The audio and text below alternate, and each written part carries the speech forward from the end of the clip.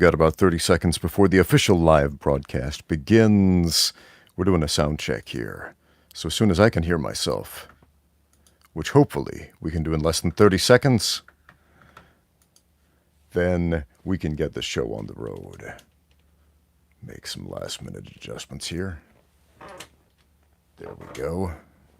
Cool, cool.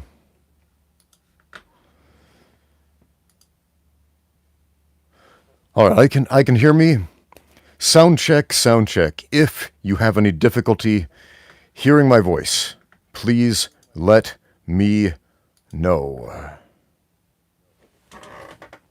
Because if you let me know moments before we finish, this isn't going to end well. So as far as I can tell, everything sounds okay from my end.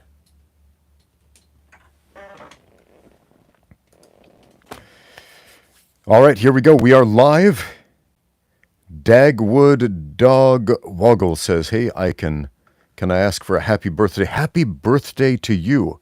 You share a birthday with my youngest daughter. It's her birthday today. So happy birthday, my friend. Okay. Marshall Geeks wants to know if I would do a live chat on his channel. Sounds interesting. Yeah, dude, send me an email at ramseydewey@gmail.com and we can set up a live chat. Sounds fun.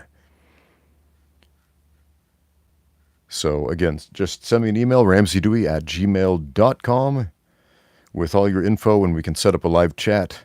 Let me know when you want to do it. And sweet, sounds like fun. So, thank you for all the well wishes for my daughter. People say the audio is good, so it looks like we're good to go. Let's talk about Frank Dux. It's in the title. I had an interesting and incredibly stupid discussion earlier this week online with,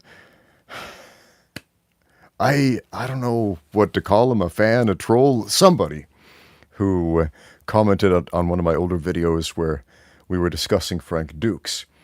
And I guess he got the impression I was an anti-Frank Dux kind of guy, even though I felt this video was much, much more objective than the man deserves.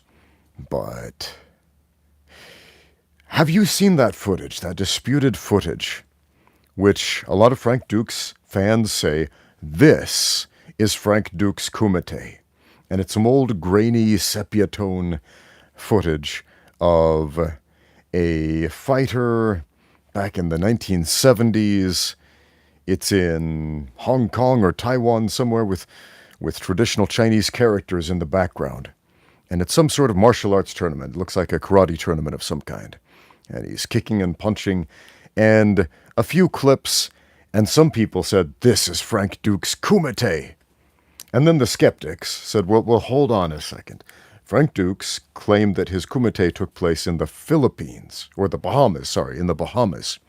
Not in Hong Kong like it was in the movie. They allegedly changed that for the movie. Okay. But then a fellow named Christopher Cadore came out and said, that is not Frank Dux, that is my father. My father, Philip Cadore. And presented this information, and the Frank Dux fans got very upset and said, no, how dare you? How dare you? Now, there's an interview where our friend the Viking Samurai interviewed Frank Dux and asked him directly, is this man in this disputed footage you, or is it Philip Cadore?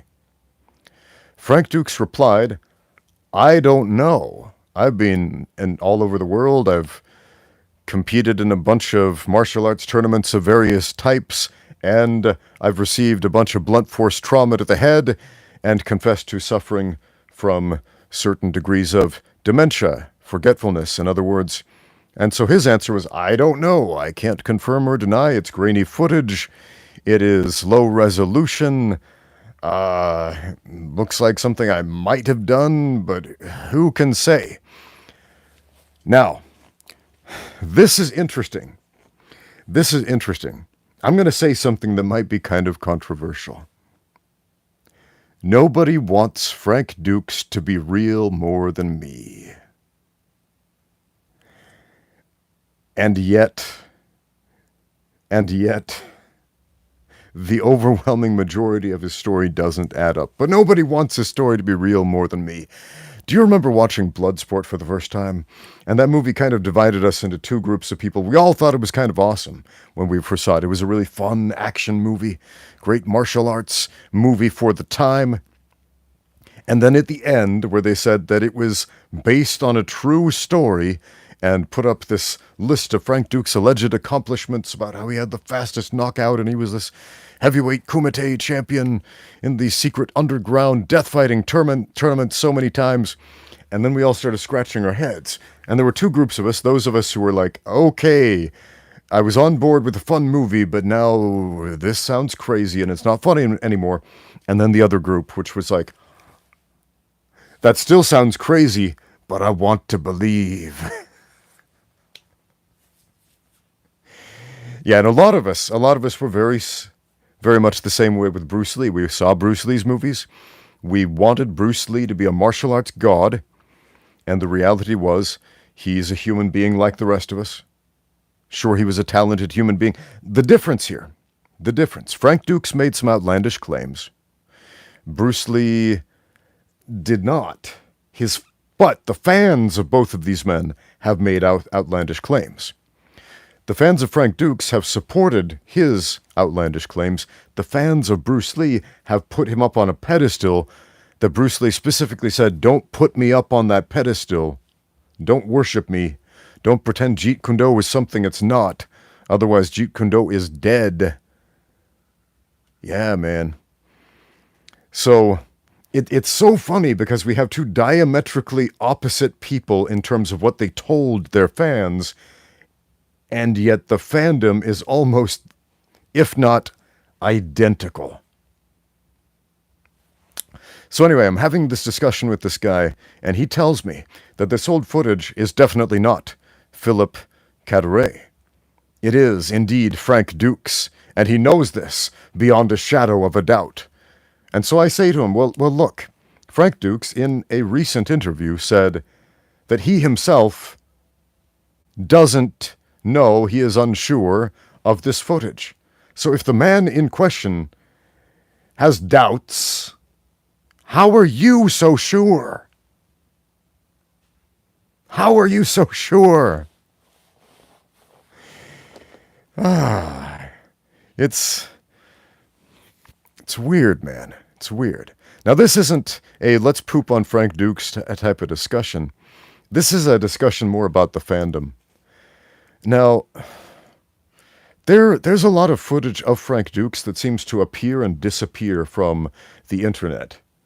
And I'm not sure why. A number of years ago, it was pretty easy to find sparring footage of Frank Dukes. Not his alleged kumite footage, but sparring footage of him sparring with some of his students at his gym. And I saw some of it, and it wasn't that bad. It was, basic karate-looking stuff. He's doing some spinning hook kicks. He looked like he had a pretty good spinning hook kick. Nothing super questionable going on there. Basic kick, punchery sort of stuff happening. I think I saw him do a judo throw at one point. And, it wasn't terrible. It wasn't terrible. And then that footage disappeared from the internet. And I wonder if it was because the people who are hell-bent on burying this man left a bunch of angry comments like, this guy sucks, this is your god, come on, man. I wish he would have left it up, because then we could at least, more people could get a more honest evaluation of how this man could move in his prime. Again, he wasn't bad. So, it's crazy, though. When we tell one lie, as the old song says, it leads to another. And so we tell 2 lies, and then, oh brother, so we tell 3 lies, and then we're up to lies up to our ears. And unfortunately, unfortunately. That can just wreck a man's reputation very quickly, no matter how decent he may be at the martial arts. We have a super chat already from Vung Kisse, who says, I know you're a comic book fan. Have you seen X-Men 97? I have not yet seen X-Men 97. It's on my to-watch list, so don't spoil it for me yet. I've been trying to avoid spoilers on the internet until I've seen it. Fortunately, not too many people are spoiling X-Men. There are a lot of people spoiling other intellectual properties, like, say, the Fallout series. I saw that recently. I enjoyed that. I wasn't expecting to enjoy it. I was expecting the Fallout TV show to be a heaping pile of garbage, because that's how the corporate media machine of television and Hollywood and movies and so on have trained me to expect what's happening in the TV space. And so I was expecting garbage, and I was like, pleasantly surprised. This is actually pretty decent. Dummy Funny says, Silva versus Terry Crews. Okay, I saw this clip on Instagram the other day, and I didn't know if it was a joke or not. But Terry Crews, the actor, Terry Crews, great comedic actor, big strong dude, claimed he was going to fight Anderson Silva in Brazil. And then I thought, okay, this has to be a joke, but he's acting very serious and acting like angry, like he's got a personal beef with Anderson Silva. And I don't know what the heck is happening. About one day later, I see a clip of Chael Sonnen saying that he is going to go to Brazil and fight Anderson Silva again. And I'm like, okay, well, hold on a second. Is Anderson Silva just going to fight all kinds of random people, one after the other? Terry Silver, Chael Sonnen, Frank Dukes, the ghost of Bruce Lee. I don't know what is happening. Are these real fights? Is it a joke? Is it an in-joke I'm just not in on? Do you guys know what's happening there? I haven't been able to find any other information on these outside of those clips I saw on Instagram last week. So I don't know what to tell you.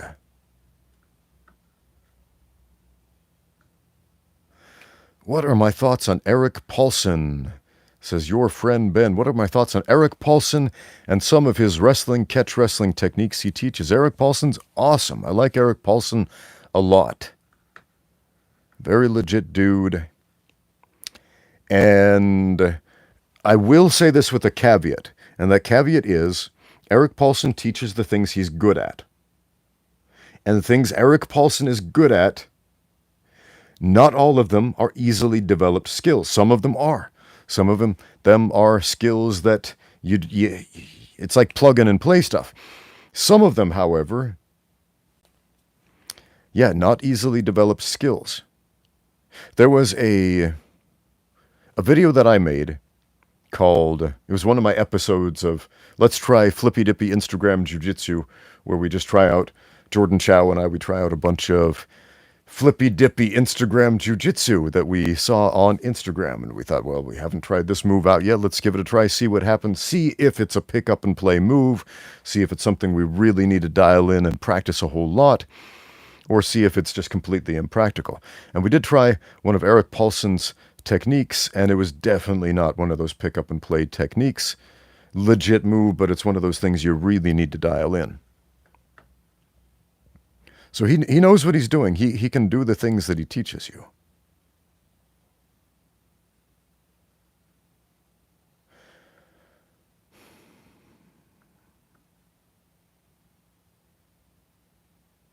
Bruce Lee can beat you. Bruce Lee can beat you. Under the right circumstances, anybody can beat you. That's an important lesson to remember. Under the right, or should I say the wrong circumstances, anybody can beat you. All right, guys. Let's open this up to a Q&A. Unless you want to hear more thoughts on Frank Dukes, and Bruce Lee fandom. How these guys, diametrically opposites, somehow seem to have the exact same fans.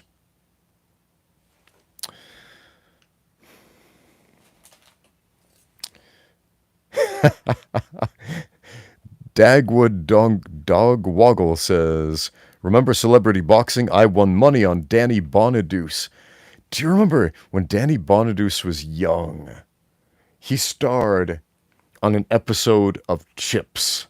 Do you remember that show, Chips, about the motorcycle police? And in this particular episode of Chips, young Danny Bonaduce played a member of a karate gang. Yes, a karate gang, a street gang. And their whole MO was they were going to learn karate and terrorize the neighborhood with karate. And then there's like a rival karate gang going on, and then the Chips guys, what are the I don't remember their names. The motorcycle police start learning some karate, and then it ends with this epic karate fight, and it is so incredibly cheesy, awesomely bad, good. It's incredible. It's the greatest episode of Chips ever, starring Danny Bonaduce. So how could you ever doubt that he would win at celebrity boxing? Of course he would have. Of course. Are chin-ups a good exercise? Hail Hyde region. One of the best exercises, dude. One of the best. If you recall, every time I answer questions about strength training on this channel, what do I tell you to do? Squats, deadlifts, pull-ups. Those three things. Everything else, extra. But make sure you're doing your squats, deadlifts, and pull-ups. But Ramsey, what if I have a torn PCL and I can't squat because I have no more cartilage in my knees because an idiot fell on my head from the ceiling during the ultimate self-defense fiasco? Then it's going to be very difficult to squat, my friend. I've been through that exact same situation. Funny you should ask. And so you're going to have to do a whole bunch of rehab and struggle, and it's going to be painful, and it's going to suck, but you're going to have to focus on what you can do instead of what you can't, which is very, very important.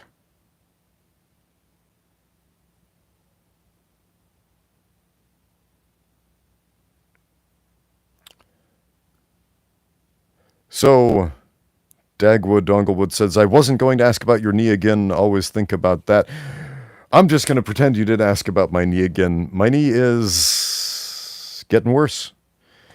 And it's going to keep getting progressively worse until eventually, unless medical science radically improves, I'm going to need a total knee replacement eventually. So what I'm doing right now is trying to stave that off for as long as possible by trying to make my muscles as strong as I can given my current limitations, which is quite difficult since my muscles are atrophying because I cannot lift the way I used to. So that sucks.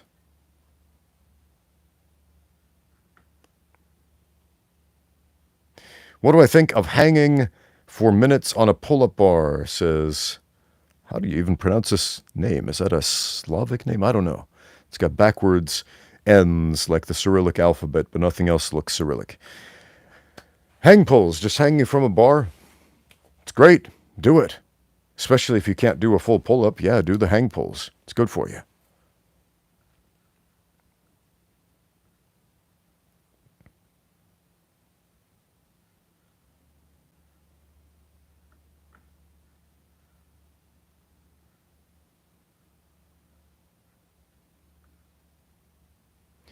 Do I wear a knee brace? Yes, I wear a knee brace pretty much every day. It's necessary if I want to do anything involving using my knee, which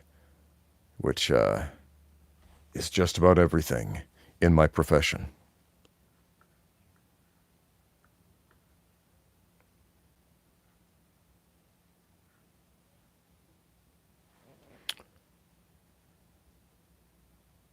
What do I think about Thang Ta? What the heck is Thang Ta? I have never heard of that before. Thang Ta. Thong. Is that a misspelling? I have no idea what that is.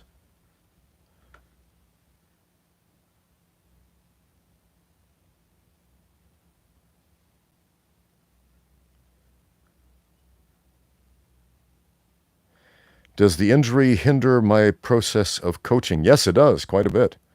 Especially since one thing that set me apart from other coaches is the fact that I like to spar with my students as much as possible. I like hands-on instruction.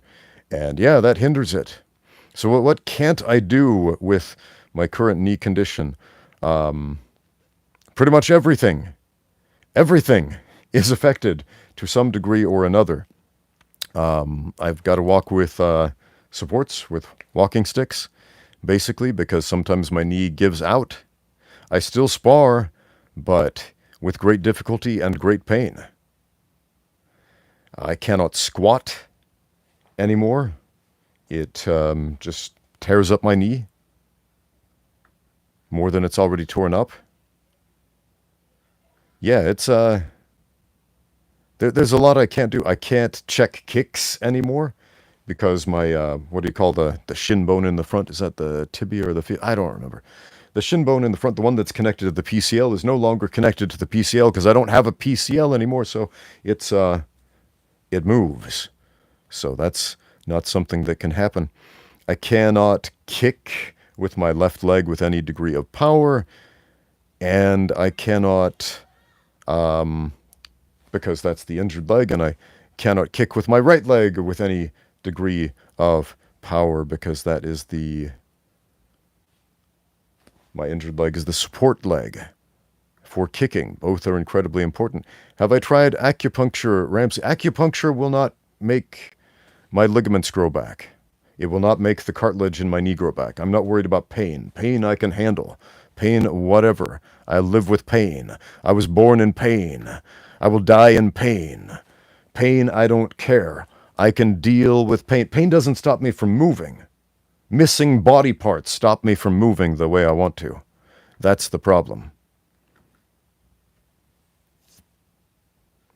What is the consensus on Bruce Lee today? Was he only a great teacher who spread martial arts into the world via his movies, or was he a real fighter? Was Bruce Lee a great teacher? You've gone with the foregone conclusion that Bruce Lee was a great teacher and a great martial artist, but put a question mark on was he a real fighter?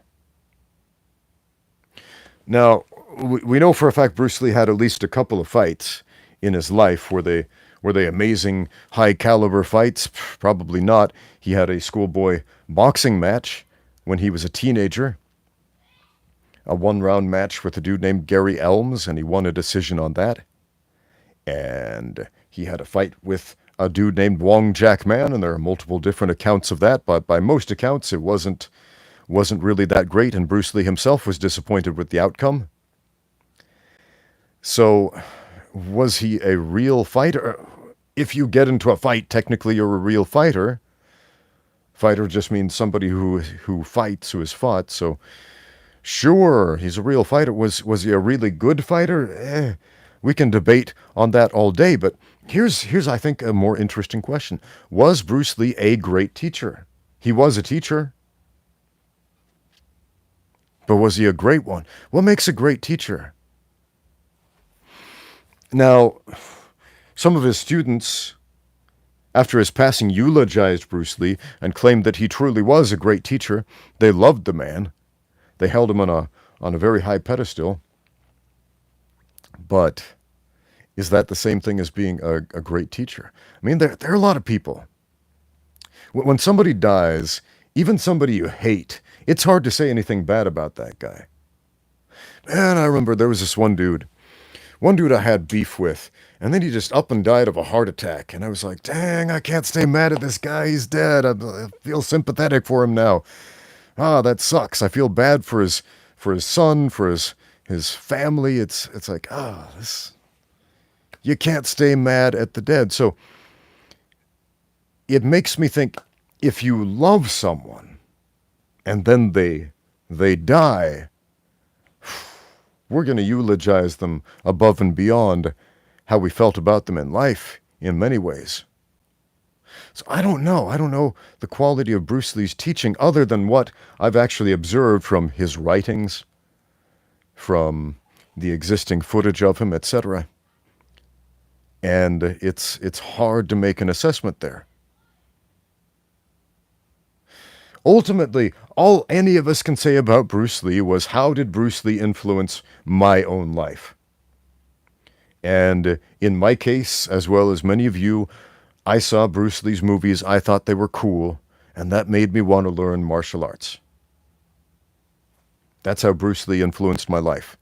That was the major influence he had on me. He didn't teach me how to fight. I never sparred with him. We never fought each other. I've never seen him fight, but his movies made me want to learn martial arts. And that's the only real honest question we can have about the man. And that's where the fans lose sight. Anyway, we have a super chat from Phaser, who says, Ramsey, do you believe God still supernaturally heals like in the Bible? Do I believe that God can heal supernaturally? Meaning, now that's an interesting word, supernaturally. So, do I believe that God has power to heal? Yes, I do. Now, if you are alluding to the idea, do I believe that God is going to heal my torn? It's not, torn isn't even the right word. It's completely demolished. It's gone. Is going to heal my PCL in the resurrection 100%. If you don't know about the resurrection, ooh, man, there's a Christian belief for you. That because of the resurrection of Jesus, all those who have lived and died will be resurrected and brought before the judgment bar of Christ.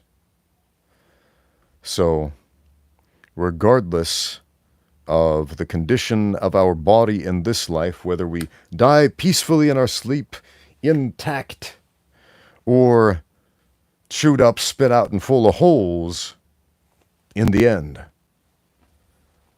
there is equality for all in that sense.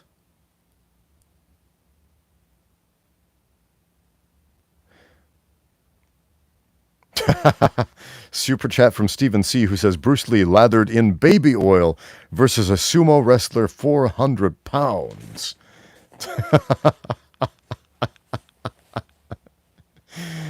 Bruce Lee lathered in baby oil. Huh.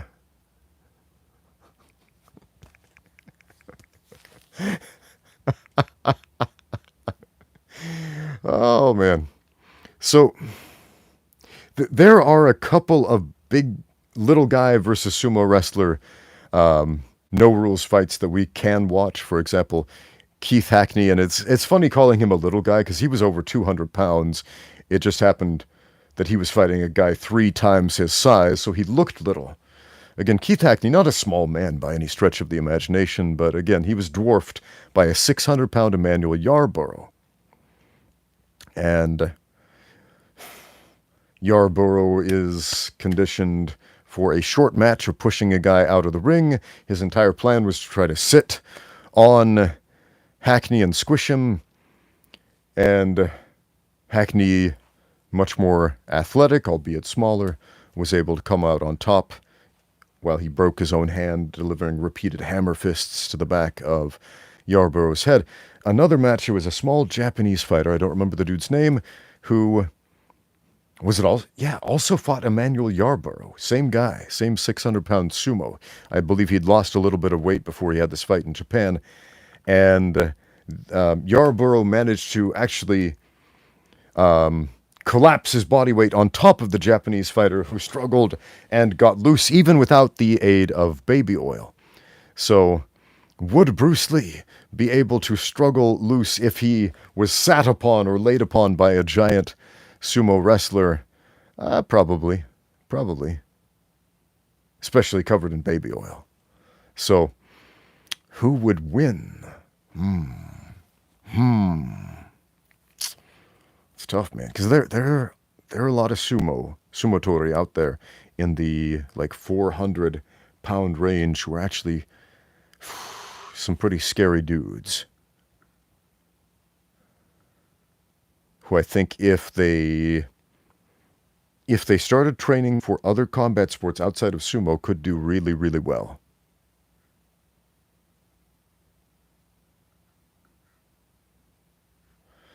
The challenger says, Ramsey, where do you draw the line in defining a fight?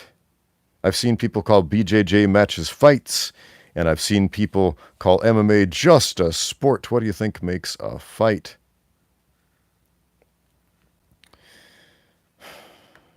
If you call a jiu-jitsu match a fight, I personally think that's lame. But at the same time, I don't really care if you do. But I'll think, well, that's dumb. It's not a fight. Come on, it's a jiu-jitsu match.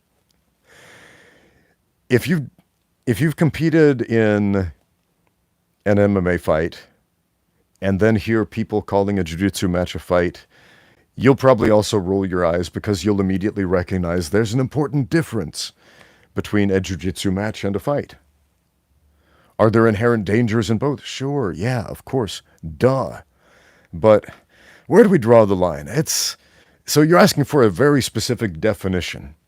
Is it a fight where you can get punched in the face or kicked in the head or knocked out? Because you can technically get knocked out in a jiu-jitsu match. I've seen it twice. How did it happen? Well, do you remember back when judo black belts were still allowed to compete in the white belt division in BJJ? Well, there was a judo black belt competing against a complete novice white belt in BJJ. Guy does ippon soi nage, boom, throws him off the mat. Dude lands headfirst on the concrete floor. Ippon soi nage, perfectly legal throw in BJJ. He is knocked out. The referee, being an idiot at the time, stood the guy back up. The downed fighter eventually came to. He's like, what the heck happened? Get back in there. What? Again, ippon soi nage, second time. Boom! Slams him. Knocked out. Twice. What is this? Lethwei or BJJ? Come on, man. If you didn't know Lethwei, you've got to knock out your opponent twice to win. Crazy, crazy stupid rule right there. We got a super chat from Saiyan Ninja Warrior Z with a Z. I wonder if he trains for the streets with a Z. I hope so. Hi, Ramsey. Why does the traditional martial arts community try to claim Bruce Lee? That's a great question. It seems like he'd have more in common with the MMA community. You'd think so. You would think. This is weird, right? Because Bruce Lee was like the biggest hater of traditional martial arts. Like, if you don't believe that, read his writing. Read the Tao Jeet Kune Do. Read his journals. Listen to his interviews. He was like the biggest hater of traditional martial arts. He poo-pooed that stuff. He spat on it. He laughed at it. He made fun of it. Your precious karate and Taekwondo and Wing Chun and all this other stuff, even the stuff he practiced, he was like, screw that. That's not the stuff. That's a crystallization of a method which is not how the human mind works. It's nonsense. It's stupid. And yet these guys idolize Bruce Lee, like Bruce Lee is our god. It's weird. I don't understand. I think it's because Bruce Lee has become a meme. He became a meme before the idea of memes leaked into the public consciousness. He became the martial arts meme for the epitome of a martial artist, of a true martial artist, somehow. And so, when a traditional martial artist, a guy who takes a karate class, his ultimate goal is to be a person like Bruce Lee, to approximate this martial arts meme. The Taekwondo guy, the Kung Fu guy, the Wing Chun guy, the Aikido guy, whatever, their ultimate goal is to eclipse that fictional idea. So I think that's why they idolize him. But it is, as you point out, it is incredibly ironic that the traditional martial arts community puts him up on this pedestal as their god. And it's not so common in the MMA community, even though essentially what Bruce Lee kept alluding to throughout his entire career was we should do something more like what is now called mixed martial arts than what you guys are doing right now by separating everything into their little compartments.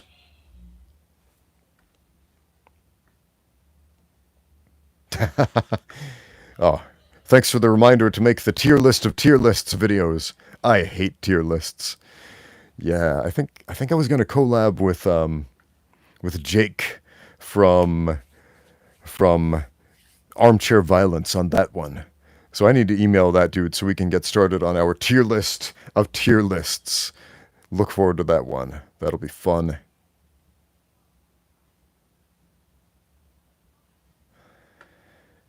Yeah, I think Feather Cohen said it right here that Bruce Lee was essentially the first worldwide martial arts superstar. Now, he wasn't the first martial arts movie star, but he was the first one who was recognizable across the world in multiple countries, in multiple languages, where on every hemisphere people could say, hey, that's Bruce Lee. I know that guy. I've seen his movies. I'm a big fan. We got a super chat from Brian Fong. Hey, Brian Fong. I know this dude. We trained together in person. Hey, Coach. Glad to see you live. What do you think about Usyk versus Fury? I didn't see that one. I know a lot of people are talking about this boxing match recently happened between Usyk and Fury. A W for the small dude. Which one's the small dude? I'm actually not familiar with Usyk at all, to be honest. I have not followed his career. Let me look that up.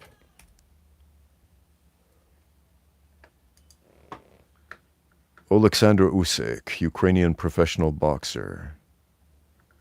Yeah, I recognize that spelling of Oleksandr. I have many Ukrainian friends here in China, including several with this name, Oleksandr. Okay, so how big is he? He's 1.91 meters tall. He's a tall dude. Well, hold on a second. Fury is a big dude too. Which one's the little guy? Which one is the little guy? They both seem pretty huge to me. Is one of them just how now I'm wondering how tall is Tyson Fury? How tall is he? Let me look this up. He's over 2 meters tall. Okay, so we've got a giant fighting a slightly larger giant, and the smaller giant looks like the little guy by comparison. Funny how that works. So yeah, a win for the small dude. The small dude. The small dude who's like half a head taller than me, and I'm not a small dude, man. That's funny, man. But man, I appreciate hearing from you in the chat, Brian Fong. I've received a ton of questions on this fight, so I'm gonna have to watch this one. Specifically, somebody was asking me what I thought about the stoppage, or I don't remember, or there was a knockdown. I don't know. I didn't see it. But somebody thought something was controversial and wanted my opinion of it. Yeah, Tyson Fury's over 2 meters tall. He's a tall man. Okay, I see what you mean, Brian. So essentially, Brian Fong went up a weight class after competing in the cruiserweight division. But at the same time, boxing weight classes are pretty small. The jumps are pretty small. It's not like MMA where you go from like light heavyweight at 205 pounds where the weight class tops out to heavyweight where the upper weight limit is 265 pounds. There's a 60-pound weight discrepancy. So essentially you got guys cutting down from like 225 to get to 205 to guys who are cutting down from over 300 pounds to get to 265. That's a big jump for MMA. Boxing weight classes tend to be a lot smaller, a lot more comprehensible, and make a lot more sense, to be honest.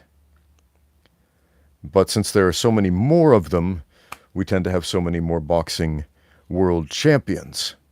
And there are only so many boxing weight classes people seem to care about at the end of the day. At least the average person.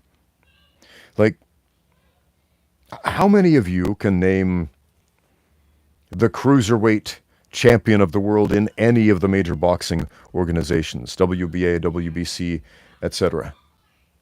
How many of you can name the featherweight champion, the welterweight champion, the bantamweight champion? I can't, and I do this stuff for a living, man. I mean, maybe a couple of you can, because who knows? Some people are just way into that and watch every boxing-related thing, but yeah, can you name any of these guys besides like the current heavyweight champ?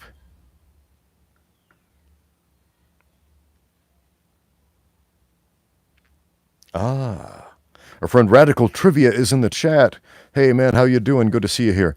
If you didn't know, we did a podcast together. It's over on his channel. Go check it out, Radical Trivia. He says, hello, my friend. So I had an interesting experience this week. How do you deal with people who come into the gym and want training, but might be unstable? Okay. There are different kinds of unstable. Okay. And sometimes you can't tell right away if they're unstable, but I'm guessing you probably had an experience kind of like this where the dude came into the gym, and I'd like to hear more about it if you don't mind sharing, and revealed his instability to you at some point in the training process. So I can tell you a couple of stories about some guys who were not as stable as I would have liked. There was a guy, and I don't remember his name. I wouldn't dead name him here, because the story does make him look bad. And he wasn't a bad guy, but he had difficulty controlling his emotions and separating his emotions from combat sports training. He was a very sore loser, for example. And when you start training in jiu-jitsu, you're going to lose constantly. And a lot of guys who are sore losers quit jiu-jitsu right away, but this guy stuck with it for a while, but he didn't get over being the sore loser for a while.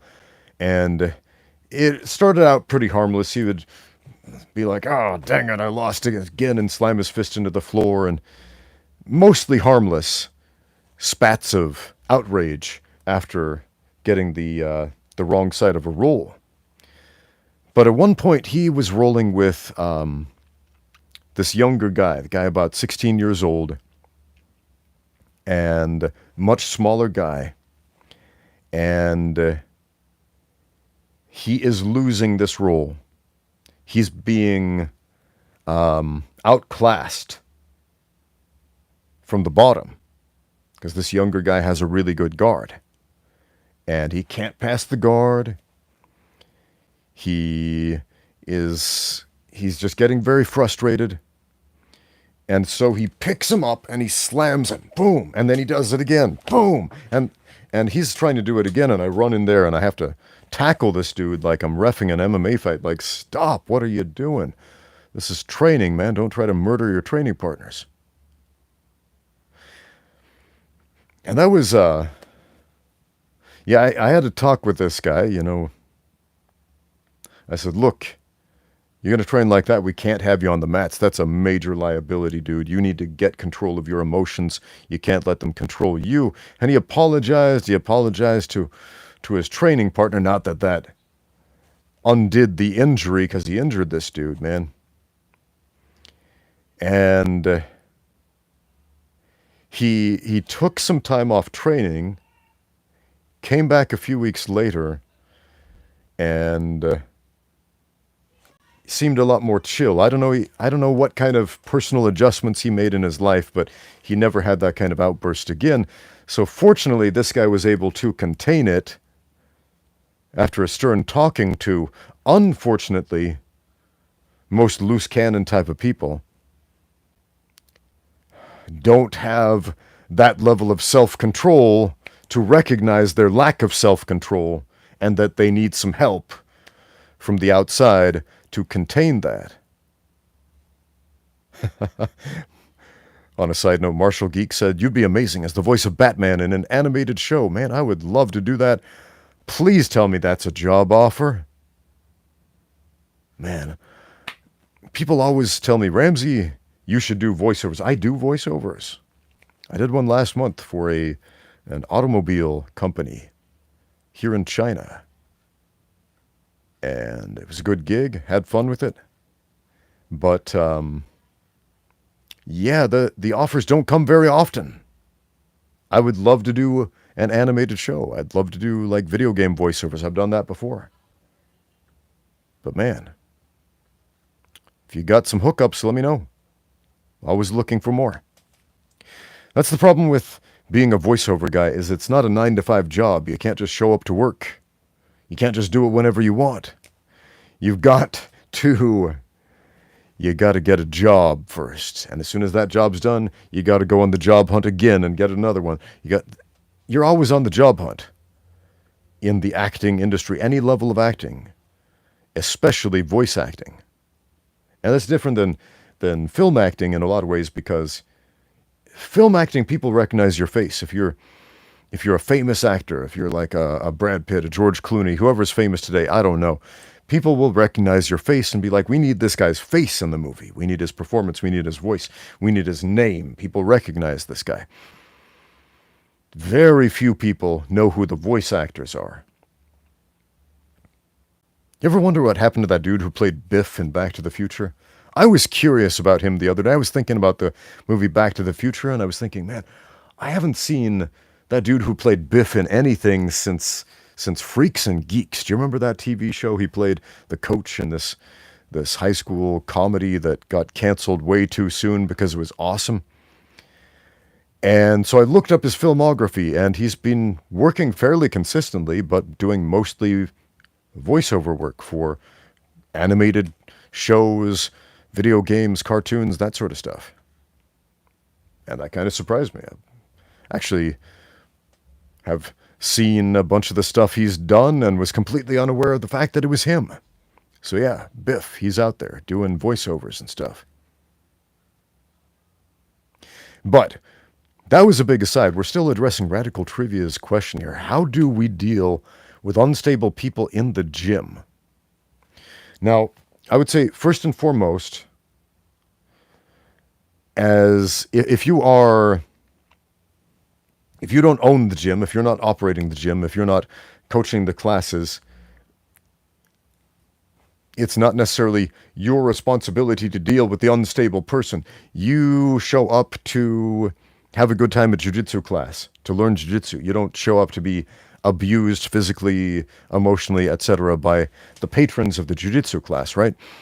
So if your coaches, the gym owners, etc., are not nipping that in the bud, you need to go have a talk with them about this. Now,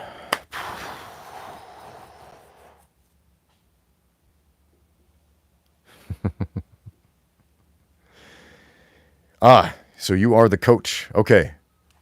Then this is a poignant question. So Radical Trivia is the coach. And I might understand why, I can understand why you might be reluctant to spell out the story you might be dealing with in the comments here, because maybe the dude who is presenting a problem in the classes, maybe he will see this. Okay, I get it. Okay, cool. And also it's a lot to explain. Right. You're going to have an intervention, and that intervention is going to be uncomfortable. And as a coach, sometimes you're going to have uncomfortable interventions. One of the most uncomfortable interventions isn't even the unstable energy guy, it's the stinky guy. The stinky guy who needs to take a shower and needs to wear deodorant but doesn't.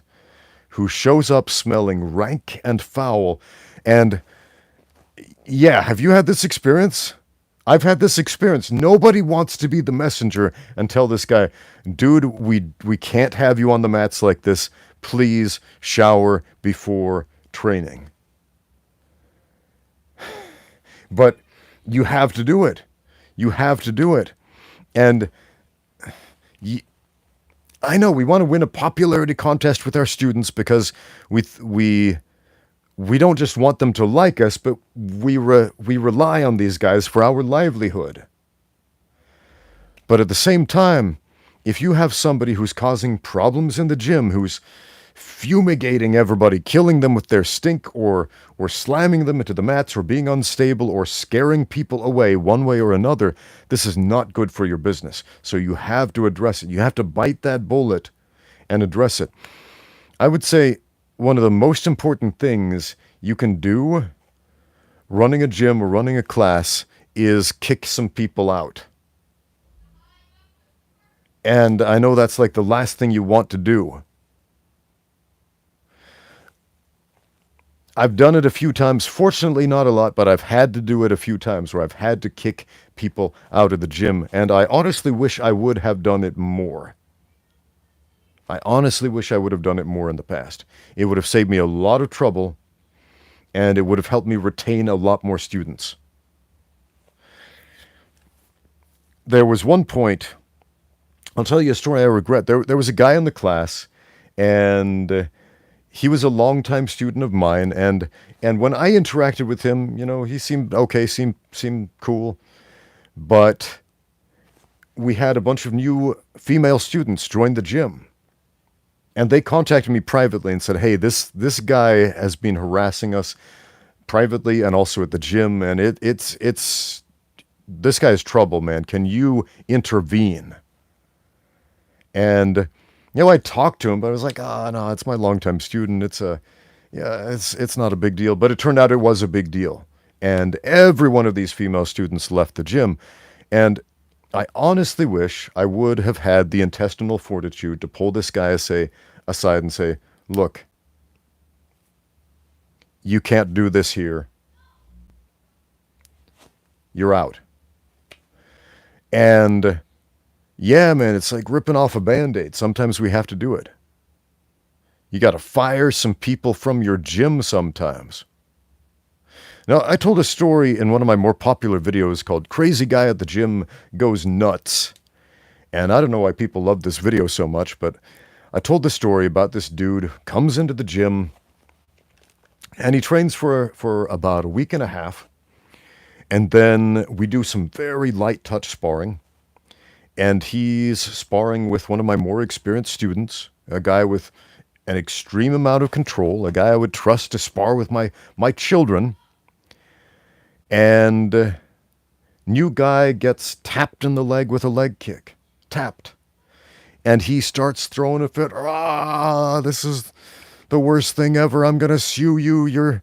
You'll never hear the last of me. And he just starts screaming and disrupting this class. And there are two classes happening on the mat at the same time. There's a Muay Thai class on the far end of the mat, my MMA class on the near side of the mat. And this guy is making both classes come to a screeching halt. And he is so loud and so boisterous and so just filled with energy, negative and otherwise, that nobody can talk over him. Nobody can harness him in and make him shut up. And then eventually when he finally pipes down, he starts demanding things. I'm like, "Look, you demanding things? Here's your tuition refunded. Now get out. Don't come back." And he wasn't happy with that. He came back and we had to remove this guy from the gym. That's an easy situation to fire somebody from your gym when they are just being the worst. When somebody seems like they've got potential, they're a mostly good student except for that one thing, except for that outburst, except for they harassed that one girl that one time or whatever it is. Like I said, sometimes we just have to tear off the Band-Aid and fire some people from the gym. Unfortunately.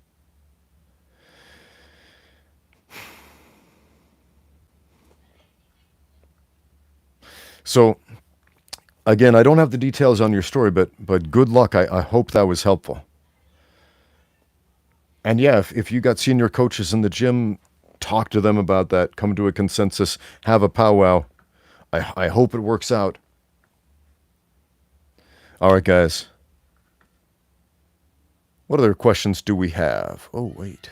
We got a super chat from Patrick Miller. Thank you so much. Do you have a video on body locks? Also, when I grab legs on a single leg, how do I turn so they fall down? Okay. There are so many ways to finish a single leg takedown.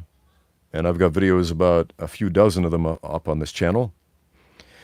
But all of the methods to finish a single leg takedown boiled down to make his hip of the leg you're controlling go lower as you make the leg you are controlling come back, change an angle, and move upward. So essentially, leg comes up, hip goes down, and we change an angle a little bit. Now, there are body mechanics to each separate takedown, whether we are running the pipe, doing a knee tap, doing a high crotch lift, doing a golf swing, etc., etc., etc. There are many, many methods to finish a single leg. Do you know how to finish a double leg? If so, guess what you can do with a single leg? You can turn it into a double leg. So you got a single, cool. Switch it to a double. This is one of those show not tell type of questions. And I remember seeing this question. I assume it was you, Patrick, who left this question on another video, and I took a screenshot of this because I wanted to remember this question because I wanted to make a technique video about this. So thank you for the reminder that this is something a lot of people struggle with. Single leg takedowns. When you get the hang of them, they're really not that hard, but getting the hang of it for a lot of beginners is very difficult because single leg takedowns are often taught very poorly.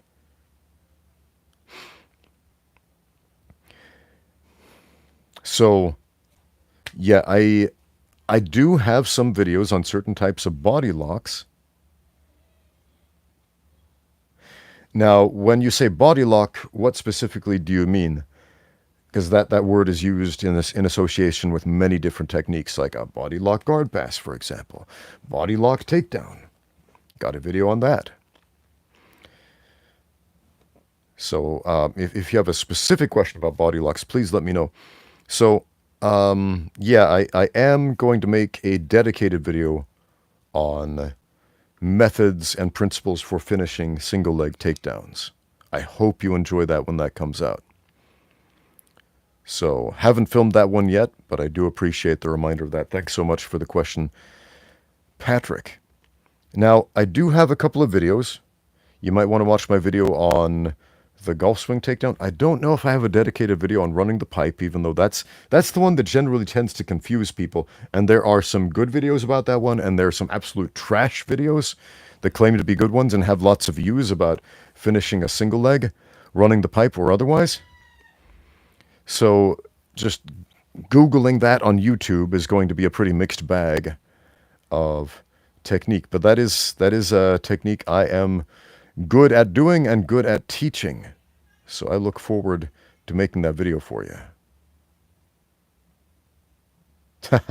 The Greeks invented body locks. That's all you need to know, says Harry, the Greek guy. Welcome, Harry, to the chat. How you doing, man? Harry is here, so now the show is complete. It's not a live stream unless Harry's here. This is true. Johnny Quid says, how exactly does the kettlebell help with martial arts, especially striking? And what are the best exercises that translate well to kickboxing? Well, honestly, I would say the kettlebell is a good general fitness tool. And it is a tool that has been pimped out a lot in the last 15 years, especially to martial artists, as this is the stuff you need to be doing. Is it? You can be a great martial artist, a great fighter, without ever touching a kettlebell. At the same time, I like kettlebells. I use them. There are a lot of good exercises you can do with them. I also like kettlebells because they don't aggravate my knee injury with most of the basic movements. The most important movement of the kettlebell is the kettlebell swing. Grab it with two hands, keep your posture unbroken, and swing that thing, hiking it with your hips. That is the most important movement. How does that help? It makes you a better athlete. Does that have athletic crossover for kickboxing? Yes, some. Is it the end-all, be-all of athletic crossover for kickboxing? No. Will it make you more athletic? Sure. Does making you more athletic make you a better fighter? Sure. Do you currently have a strength and conditioning routine that is working well for you? And should you replace that with kettlebells? Not necessarily. should you try out a kettlebell if you haven't already and see if that is going to add to your game? Of course.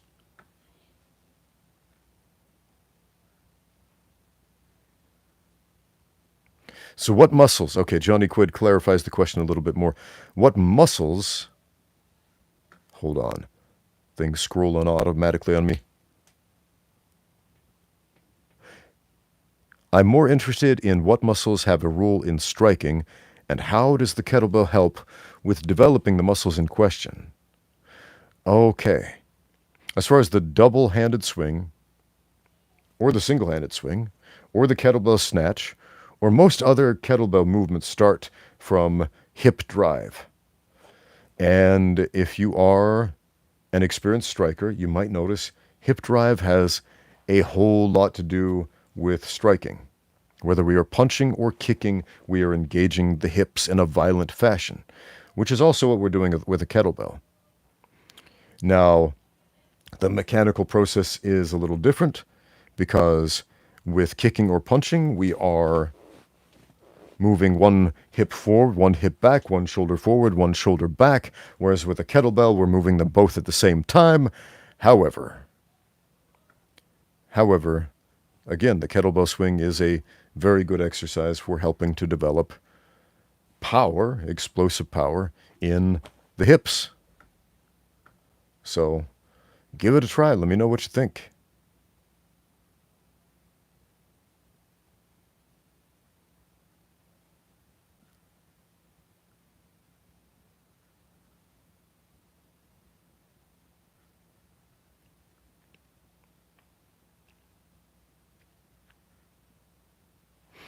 What do I think of farmers' walks for contact sports? Farmers' walks are a good exercise to make you strong everywhere. Does it have specific athletic crossover for combat sports? Sure, some, especially grappling, because grappling is about keeping your posture unbroken.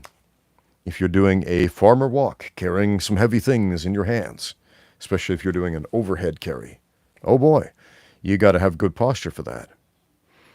It makes you a little bit stronger everywhere, unless you're carrying a lot of weight, in which case it can make you a lot stronger everywhere, which is great. It's good. Farmer walks are great. I like them. I do them. But once again, if you ask my opinion on the most important exercises, strength training exercises for combat sports, squats, deadlifts, pull-ups, everything else is extra.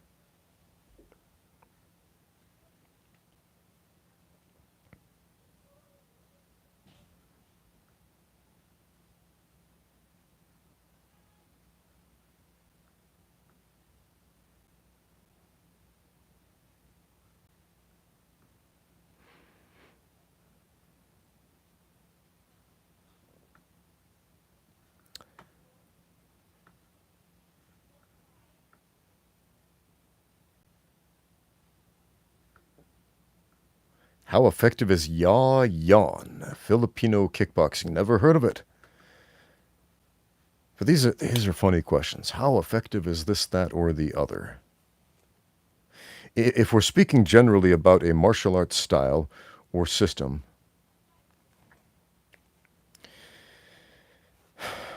unless it's a really stupid system, because there are some stupid systems out there.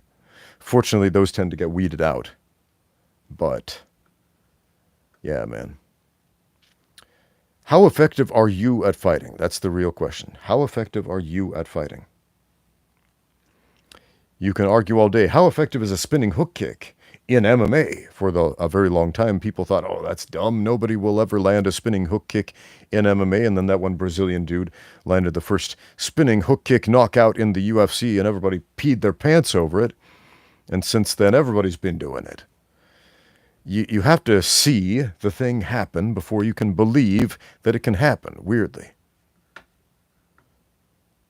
Harry brings up the stupid system of Krav Maga. I agree. Krav Maga is a stupid system. Yeah, you can fight me on that. And if you're a Krav Maga practitioner, too bad for you. Why do I think Krav Maga is a stupid system? For the simple reason that I have the experience of having trained with a whole bunch of Krav Maga instructors, and all of them except for 3 of them absolutely sucked at what is the word I'm looking for? At making anybody capable of intelligently defending themselves under their tutelage. Their system sucked. Their system of pedagogy, their system of techniques, everything, if we can even call it a system, about that system sucked.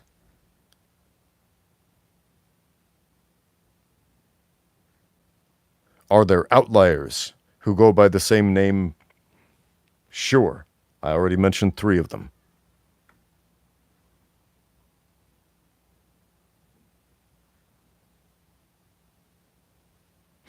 Patrick Miller says, do I have videos on side control? I have this bad habit of not putting in underhooks in side control because I just want to get into mount. Hold on, stop auto-scrolling on me. But blues typically kill me once on the ground. Are we talking about side control top or side control bottom? Because if you're on top, you don't actually need an underhook to keep control and to transition to mount. You don't. Watch my video on the north-south position, for example. One of my favorite transitions and, in my opinion, one of the strongest positions on the ground. Okay, top. Cool. Great. Pay attention to this. Instead of trying to get an underhook and get head and arm control from side control and block the dude's hips with your knees, you know, the basic 100-kilo man position, right? Or 7 kilos, as the Brazilians call it. You know, that basic BJJ side control. Instead, wrap one arm around the far side of the head and wrap the other arm around the near side of his hip, getting the shoulder against the hip and the shoulder against the head. And then something magical will happen. Your opponent will try to escape, and by doing so, will push you into north-south position. Forget about going to mount. Go to north-south. It's easier to tire people out there, and much harder to escape when you really understand that position. Why? Because you are controlling a considerably smaller amount of your opponent with a considerably larger amount of your weight. This is why, one, I recommend this transition and establishing and control. What's north-south position? Okay. Imagine this is your opponent's head and shoulders on the ground. This is your head and shoulders. You're pinning his head and shoulders. This is his legs. These are your legs. Right? So let's say that's north-south. That's side control. Boom, north-south. Somebody making a sex joke about north-south? Okay, look, if you're making sex jokes about north-south position, you don't understand the position, and you don't know how to grapple, and you don't know how to fight. It is not the 69 position. Your face should not be anywhere close to your opponent's private parts. You should be pinning the head and the shoulders. Again, that's what makes this position such an incredibly powerful pin when you understand it. You're pinning the head and the shoulders. So it's such a stupid joke when people make that joke. Oh, it's like a sex position. No, it's really not. It's really not. It's as far removed from a sex position as you can get. We're dealing with the head and the shoulders only. Whereas if you're mounting someone, if you're in high mount, you're dealing with their chest and their shoulders and their head. If you're in low mount, you're dealing with their hips and their chest and their shoulders and their arms and their legs. Okay? So essentially, the higher up on the body we go, and north-south is as high on the body as we can go while maintaining maximum control, the less of your opponent they have to fight with. So that's a great way to start setting up Darce chokes. It's a great way to start setting up shoulder locks. And it's a great way to tire your opponent out before you transition to mount or to knee mount or one of those truly damaging positions.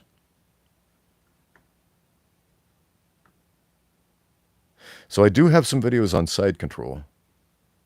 But again, you don't need an underhook. I mean, you can, if you're blocking the hip, the near side hip, Let's say your head is over here, and I'll reach around the head that way, and I'll reach around the hip this way. Again, I got videos on this. It's not a commonly taught strategy, but it's a super effective one. It is much, much easier to tap someone out once they are tired than when they are fresh. This is obvious. If you look at submissions in mixed martial arts, for example, submissions generally happen, when they do happen, toward the end of a fight. After the fighters are tired out, and then they start making mistakes. We already talked about Chael Sonnen and Anderson Silva. Remember when they fought for the first time? And Chael Sonnen effectively dominated the fight for every round up until the very end, where there was that crucial mistake and Anderson Silva locked up the triangle choke at the end. That wouldn't have happened at the beginning of the fight, but it was able to happen at the end, specifically because fatigue was a factor. It matters. It matters a great deal.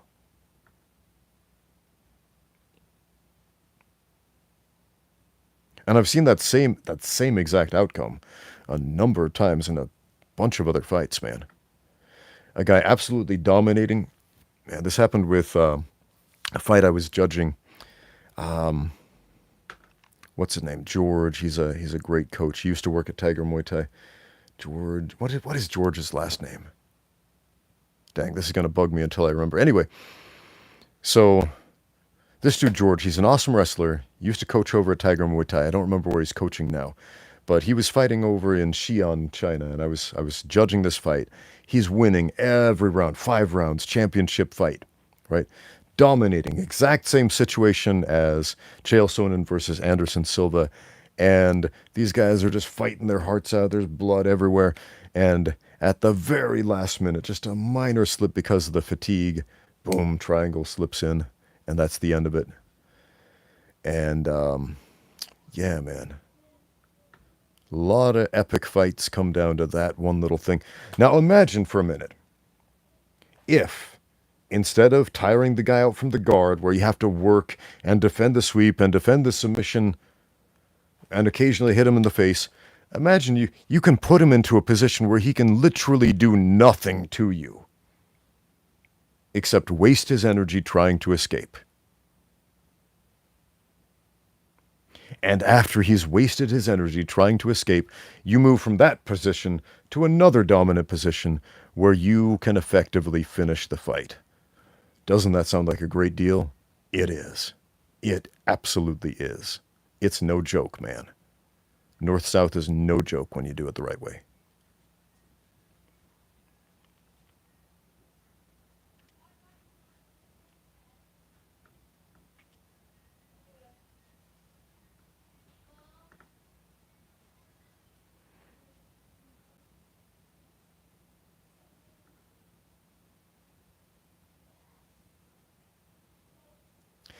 Patrick Miller says, does better technique equate to less of a battle, or is there not really a clean victory? Okay. We have to address what is technique, what is better technique. Technique is an efficient use of strength and power. Once again, good technique is an efficient use of strength and power. Bad technique is an inefficient use of strength and power. You can win fights with bad technique. You can win fights with good technique. Let's imagine a scenario where we have a big, strong guy who hasn't really trained in fighting, and he's fighting another dude who maybe is more technically proficient, but the big, strong dude does some wild King Kong monkey fists and beats the other dude up using his athletic attributes. Is it the most efficient way to win a fight? Maybe for him in that specific scenario because he doesn't know any better. But afterwards, big strong dude he's tired. He's gassed out. If the fight went any longer, little dude would have beat him. Okay? It was efficient enough to win, but what if this is a tournament? What if this is UFC 1, where he needs to fight 3 more times to win the title? And he's exhausted for his next fight. And so he's going to lose instantly. That would be an inefficient use of strength and power. Okay? When we talk about good technique in jiu-jitsu, we're talking about technique where we get the most bang for our buck. And really in every martial art. Not just jiu-jitsu, I think it's the most obvious in jiu-jitsu. Because if you're really struggling to make something worse, to make something work, then effectively we are making it worse. Yeah, my slip of the tongue wasn't that bad of a slip. It's applicable here.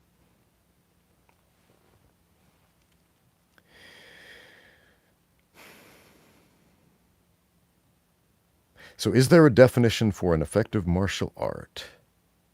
An effective martial art would be a martial art where I would say a sizable number of people are effectively taught to use their strength and their power efficiently in order to succeed in their martial endeavors.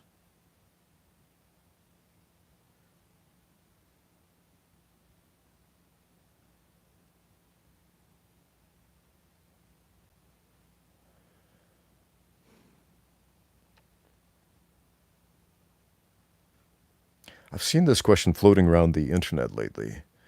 Taisley Wift says, can someone with spinal injuries like herniated discs do combat sports again? You know, I've heard crazier stories than people with a herniated disc making a comeback in combat sports. Why? Because fighters are crazy, and they will keep fighting as much as they can, often to their own detriment.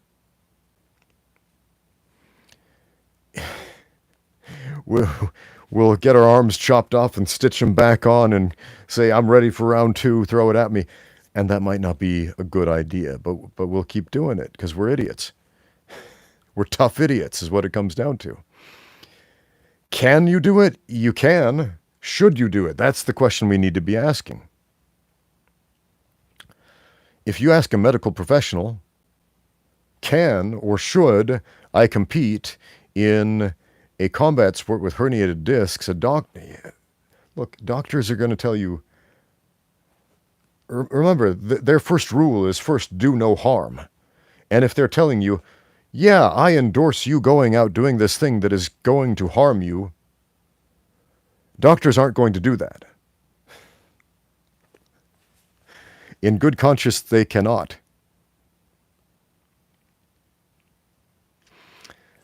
So honestly, I don't know what to tell you. I've dealt with some spinal injuries, fortunately not a herniated disc. I've dealt with displaced vertebrae. That put me out for a while. And wanting to compete in combat sports, wanting to keep competing in combat sports, I would say in a roundabout way made it better, and I'll tell you how. Not the combat sports themselves. The actual damage from combat sports made it worse. The preparation to get back in the game made it better.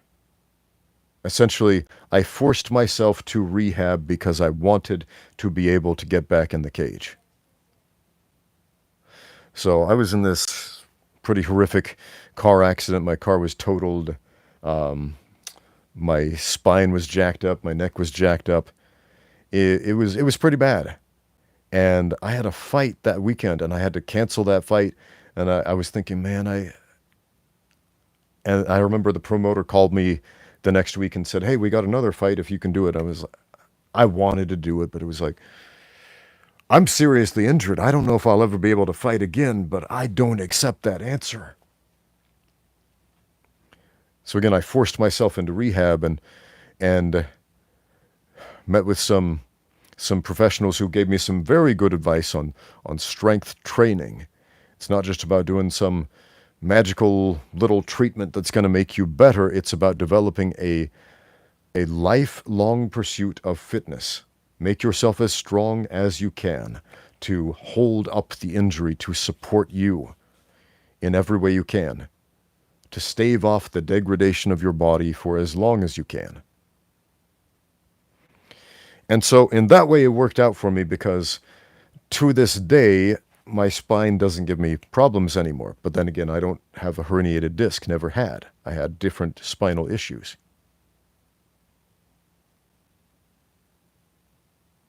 But if I didn't do those exercises religiously, if I didn't focus on strength training religiously, I could have easily given up and just been an invalid from that point forward. Oh, well, I got in a car accident.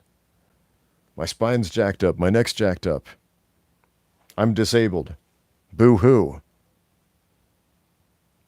And that is a extreme temptation. I understand that because I've been in that situation again and again and again, and I'm in that situation again right now with this crappy knee injury. It's depressing, as somebody pointed out where I talked about it earlier. And, dude, I've gone through stages of depression because of injuries, where these injuries are telling me you can't move the way you want to anymore. And I have to tell myself, okay, cool, I can't move the way I want to anymore, so how can I actually move? Let's focus on that. But man, that depressing, crippling depression that can accompany an injury is a real thing, man. So I hope that you have the right help to deal with that.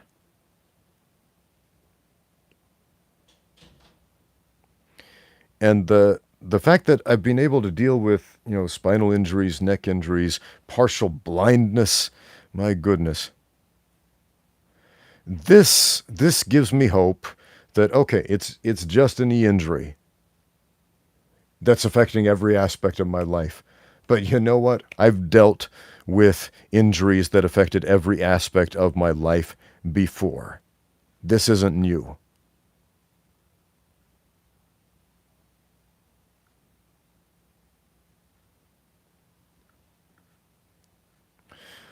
So that gives me hope.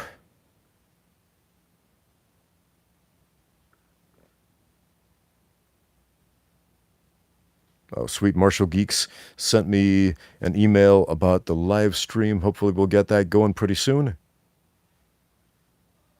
Cool. Looking forward to that.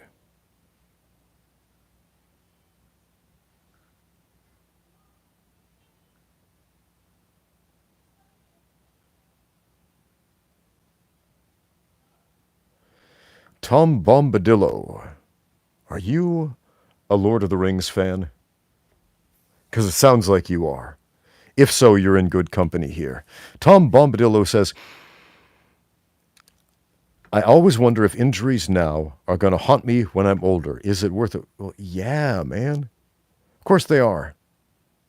Of course they are. But they're going to haunt you worse if you don't do something about them now. I got a comment from this dude who said they should abolish weight classes in MMA. Anybody should be able to fight anybody of any other weight class. And I thought, okay, as a thought experiment, that's fun. Watching other people do it, that's fun. Doing it yourself is not so fun, man. It's one thing to look at like the early UFCs and think, oh man, Royce Gracie, little guy beating up big guys, because they didn't know jiu-jitsu, so it was easy. And then, have you tried to fight somebody twice your size? Not just roll with them in the jiu-jitsu gym, but fight somebody literally twice your size and multiple times your strength? It's rough, man. It's frightening in many ways. It not only tests your skill and your grit, but it can put the genuine fear of God in your soul, man. And there are different types of big dudes. There are big dudes who are pushovers, and there are big dudes who are just scary as hell. So I asked this dude, would you be willing to fight a man with 100 pounds of muscle on you? And his response, and here's why I'm bringing this up, when you ask if injuries will haunt you for the rest of your life, he said, well, I'm in my early 20s now, so it sounds like a really good idea. But maybe I would think differently if I was older. And there's an honest answer. When we're young men, we often tend to think we're invincible. We often tend to think, I'll try anything once. There are certain things we definitely shouldn't try. Don't pick up poison, for example.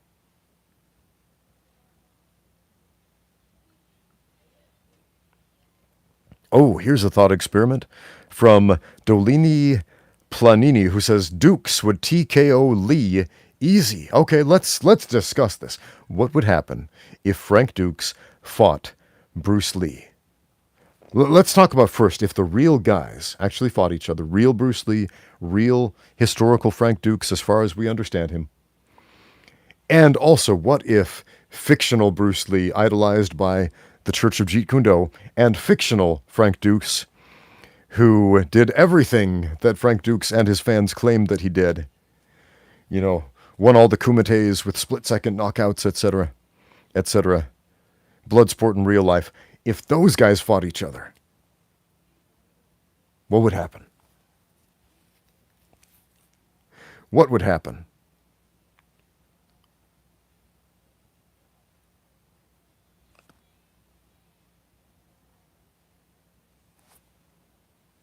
I don't know. I don't know. We don't have enough information to go on. So I'm going to ask that question one more time. We've asked, how has Bruce Lee influenced your life? Because again, we've got pitifully little information about how good of a fighter he was, or even how good of a coach he was. And same thing with Frank Dukes. We have pitifully little information, like real information available to the public about how good of a fighter he was in his prime. And pitifully little information about how good of a coach he was. I mean, we have some access to some videos of some of his tutorials, etc., but not a whole lot. Not a whole lot. So let me propose this question about Frank Dukes. How has Frank Dukes influenced you in your life right now? Did Bloodsport inspire you to get into martial arts? Or to train harder, to get out there and train? You know what Bloodsport inspired me to do? To get flexible. Because in that final fight scene where Jean-Claude Van Damme's doing flying helicopter spinning kicks, I thought, dude, that would be so cool if I could do that. I need to get that flexible. And so I started the odyssey of becoming flexible enough to do helicopter kicks. Can't do them right now because of my knee, but once upon a time, 13 months ago, I could.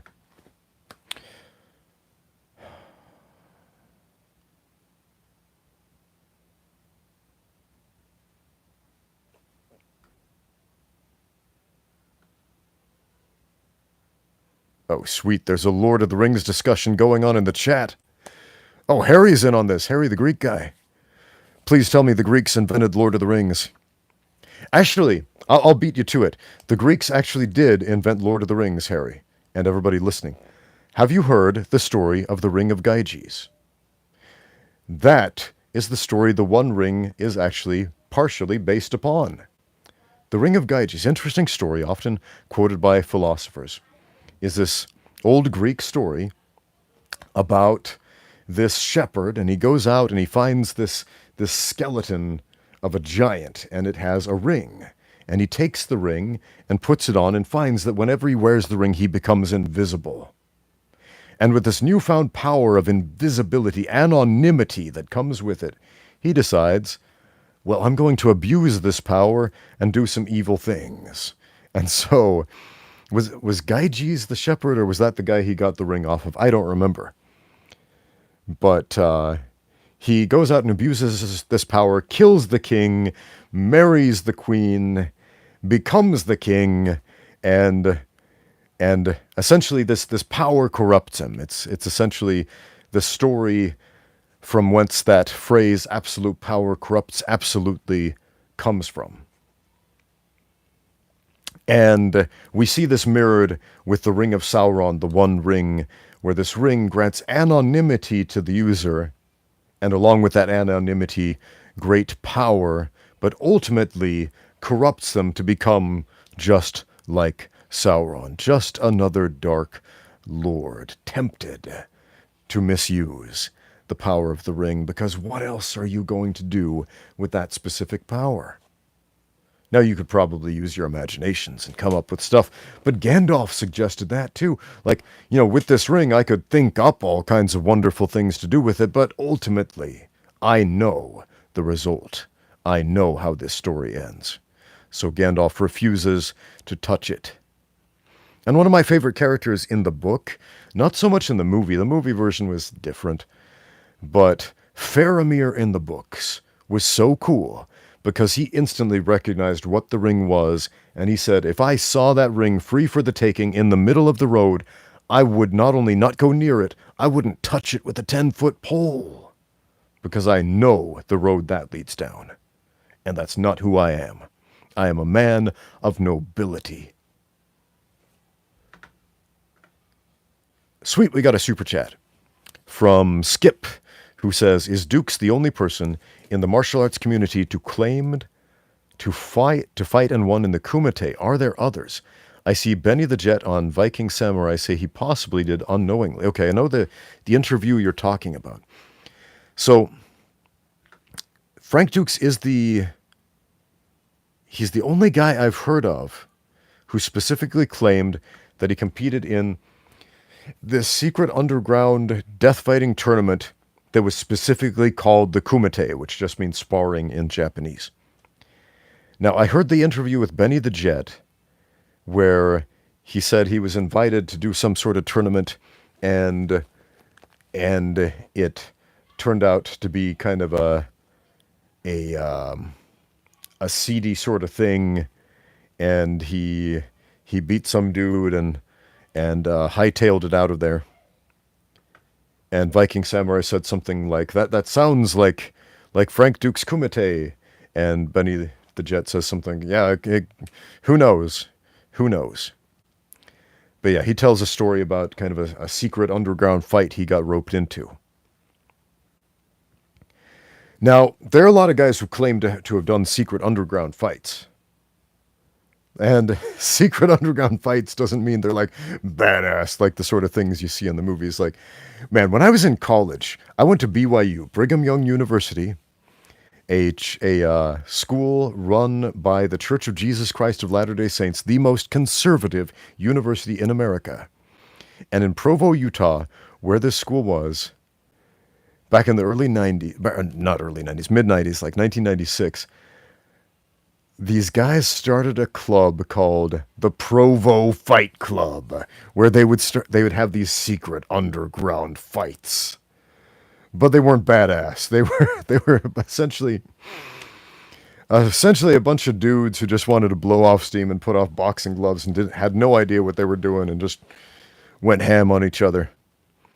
And so they're a bunch of Mormon dudes from Provo who can claim they had secret underground fights.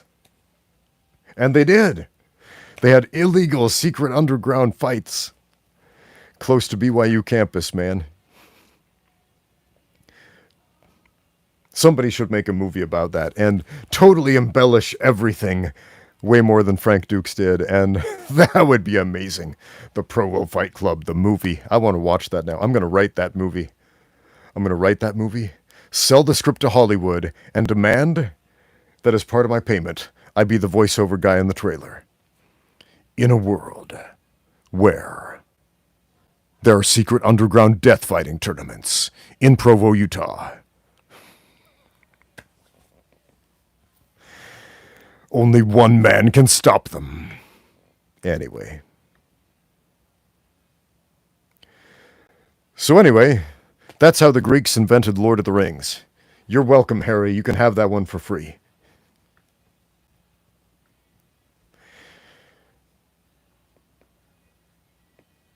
All right. Do we have any other questions here?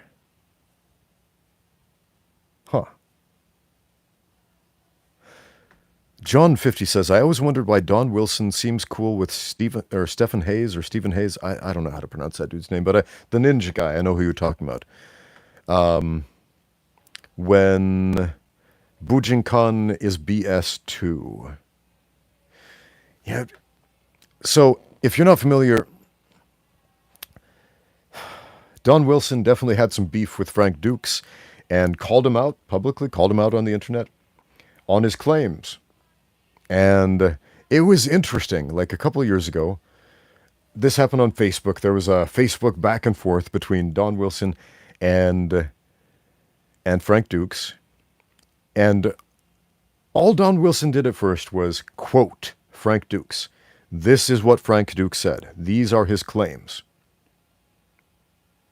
What are we going to say about that? And the claims are so outlandish and so many and so extreme that it sounds fake, obviously. It sounds like you are indicting this guy as being a liar when you simply quote them. And Frank Dukes got upset and he lashed out and he essentially said, threw out some ad hominems at Don Wilson and basically said, "What have you ever done in the martial arts community? You never fought in secret underground death fighting tournaments like me," which is a hilarious thing to say to a multiple-time world kickboxing champion who pioneered so many things in the martial arts in an era where, man, nobody was doing the things he was doing. Crazy thing to say to Don Wilson, but he did it. He did it. So there was some beef back and forth. So why does Don Wilson have beef with Frank Dukes but not with Stephen Hayes? Now, I'm not familiar with what kind of relationship they have, but I think it just really comes down to the claims that are being made and the ability to back up those claims.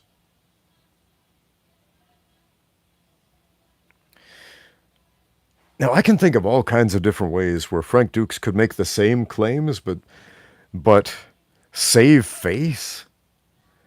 For example, when questioned about the kumite, people will say like, "Okay, so you claim to have fought in the secret underground death fighting tournament. All right, cool.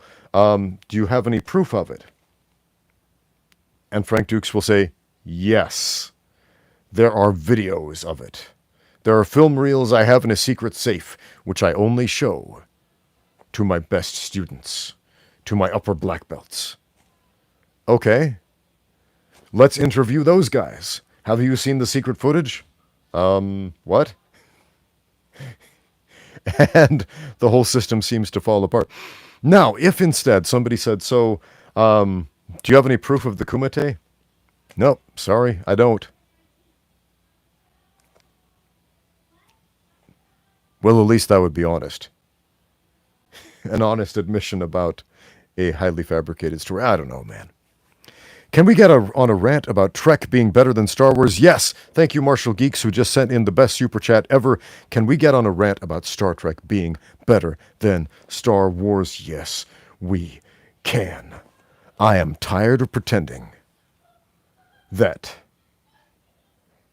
it's not true, but it is. Star Trek is better in every conceivable way than Star Wars. Look, Star Wars hasn't put out anything good except maybe some of the comic books. There have been some good Star Wars comic books in recent years.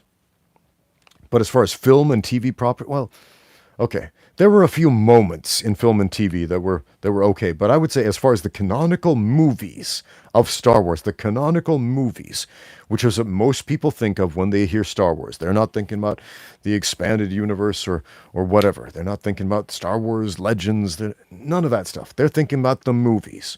When was the last time we had a genuinely good Star Wars movie? We had A New Hope, we had The Empire Strikes Back, and we had Return of the Jedi.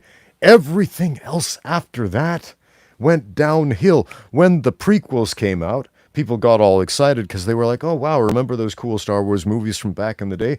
They've got like way better special effects now. It's going to be even better." And then we were like, "Oh, Jar Jar Binks, oh, well, sand, it gets everywhere. What's happening? This isn't what I was hoping for." And then we kind of tried to brush that aside, like, yeah, the prequels weren't all that great. And then the new movies came out in this last decade. The new movies came out. The ones with Rey and Kylo Ren. And they made the prequels look awesome by comparison. How do you make the prequels look awesome by comparison? They made us nostalgic for the prequels. That's how bad they were. And if the movies with the biggest budgets, the best potential for special effects, the best potential for costumes, etc., happens to be the absolute worst, and not just the absolute worst, but so bad, tragically bad, how can we say that Star Wars is even in the same league as Star Trek? Look, not every Star Trek movie, not every Star Trek episode has been great, but there's been enough consistently good things out of the Star Trek universe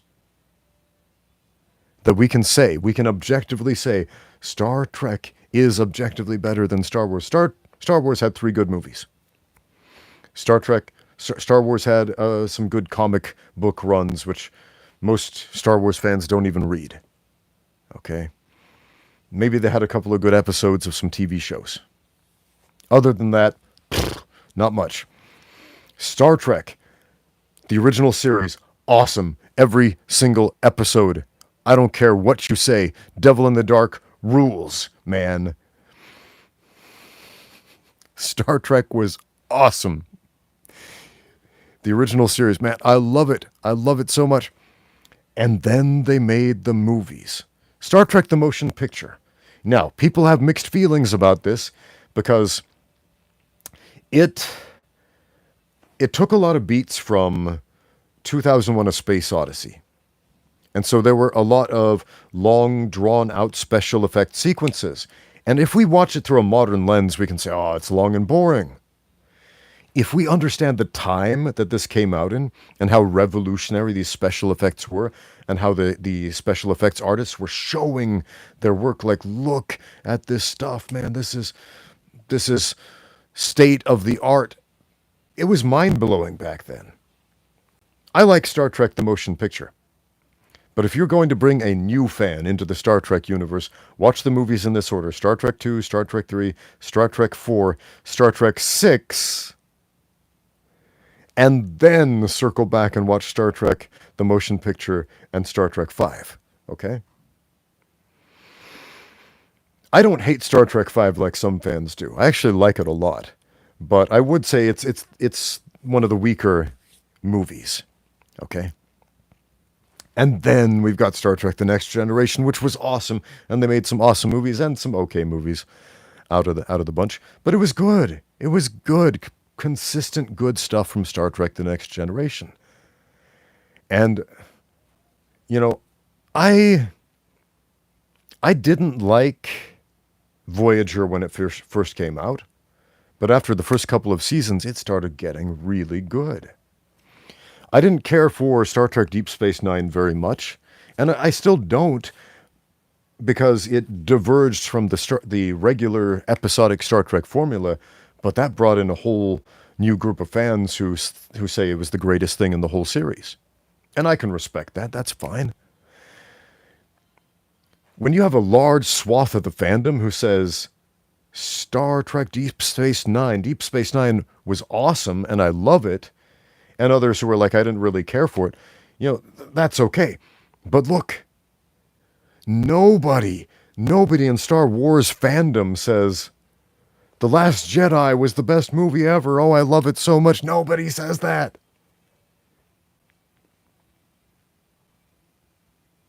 It doesn't happen.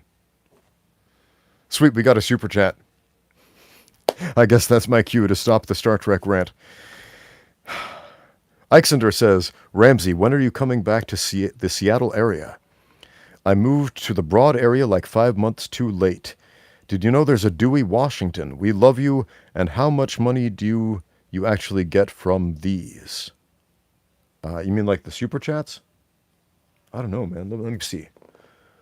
How much money have I made from super chats from this one so far? $54.16 US. And then YouTube takes a chunk of that out. I don't know how much. And yeah. So that's how much money I made on the super chats from this one so far. And thank you very much for everybody who has supported this. That means a great deal to me. And, as time goes on, and man, dealing with this injury, it makes me think I am eventually going to need to get a new day job. Unfortunately, it seems inevitable. My day job, if you don't know, is coaching fighters. And man, it's a very physical thing. I need my body to do that. When am I coming back to Seattle? I don't know. So I was in the Seattle area this last summer.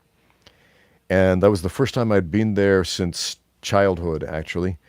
So I don't get out there very often. I don't know if I'll be coming back there unless there's some sort of business opportunity for me there.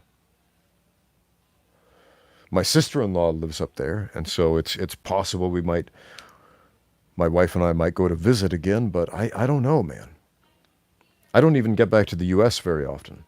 Like in the last 15 years, I've been to the U.S. like 4 times. So, but I do appreciate the chat, man. I do appreciate the super chat, the support, the continued support that our friend Alexander gives on this channel consistently. Appreciate that, man.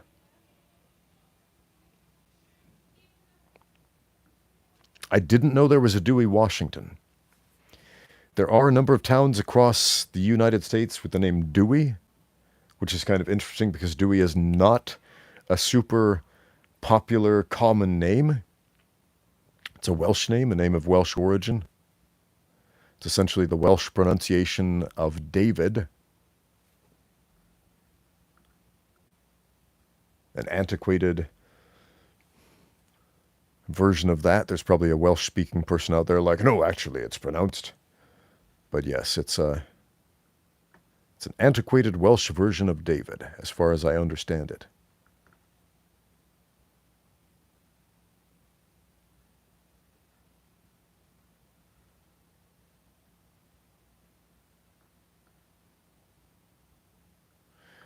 We got some questions about the knees. Dagwood Donglewood said, his knee is too far gone for stem cells. Look, my knee, the cartilage in my knee is destroyed. Stem cells can regrow cartilage to a point. However, here's the issue with that. Cartilage has to be in a very specific structure to be functional. Stem cells simply make cartilage grow. Essentially, you would grow a clump of cartilage, but not in the correct structure to operate as a functional part of your knee. It would not solve the problem. And the stem cells will not regrow a ruptured ligament.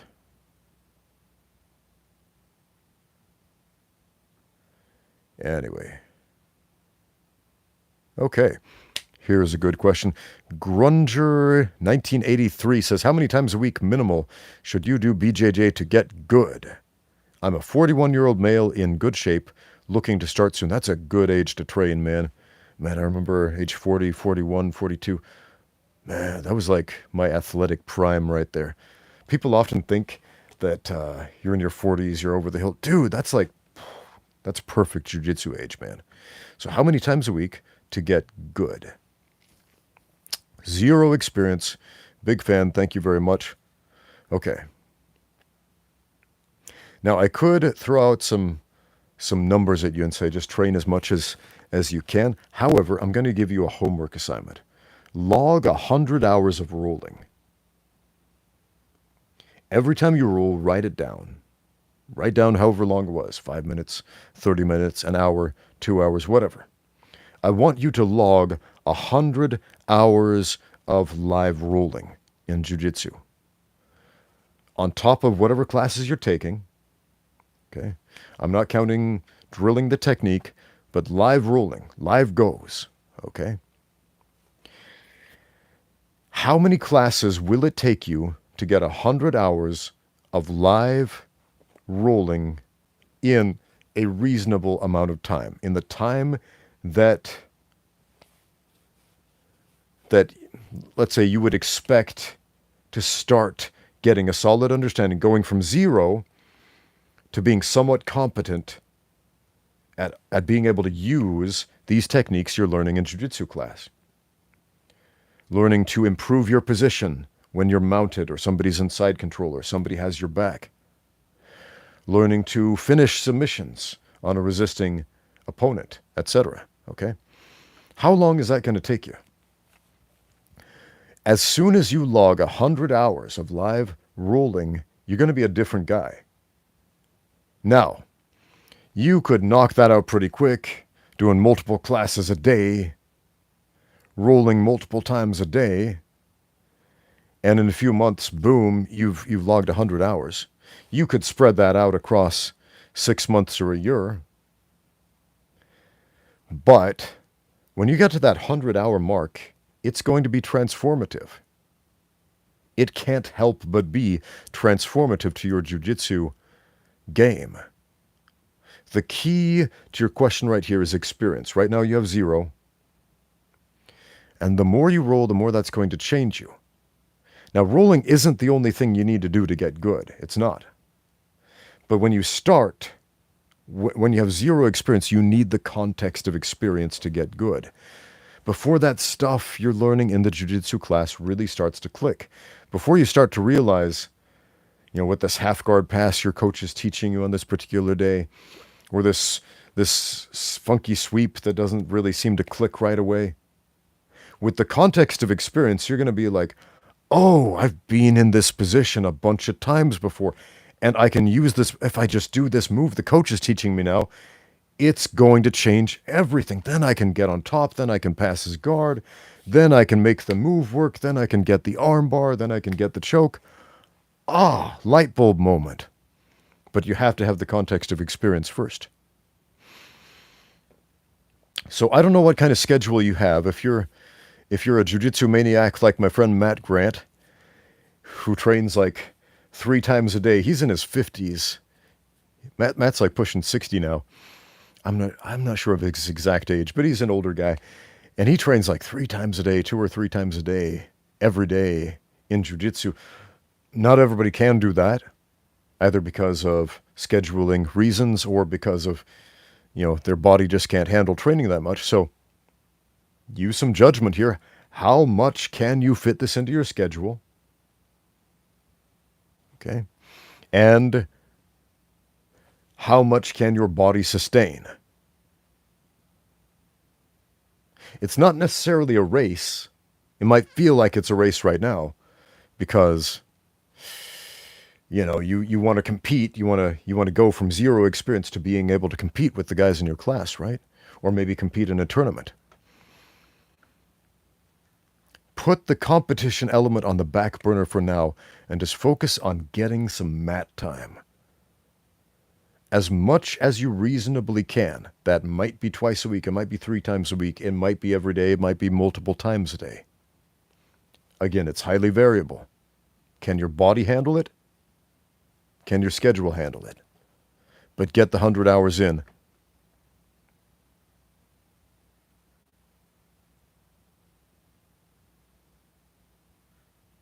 Curtis Mall says, Ramsey, what is your opinion on the jinn?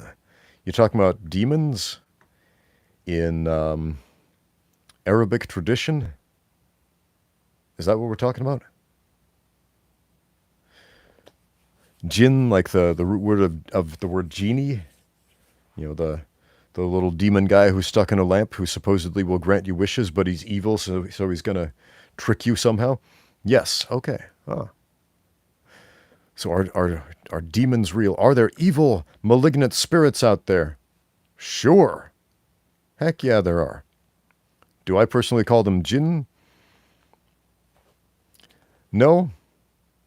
But I think it's hilarious when fake Tai Chi guys who don't speak Chinese use the word jin. Jin in Chinese means It's a type of strength or force or power.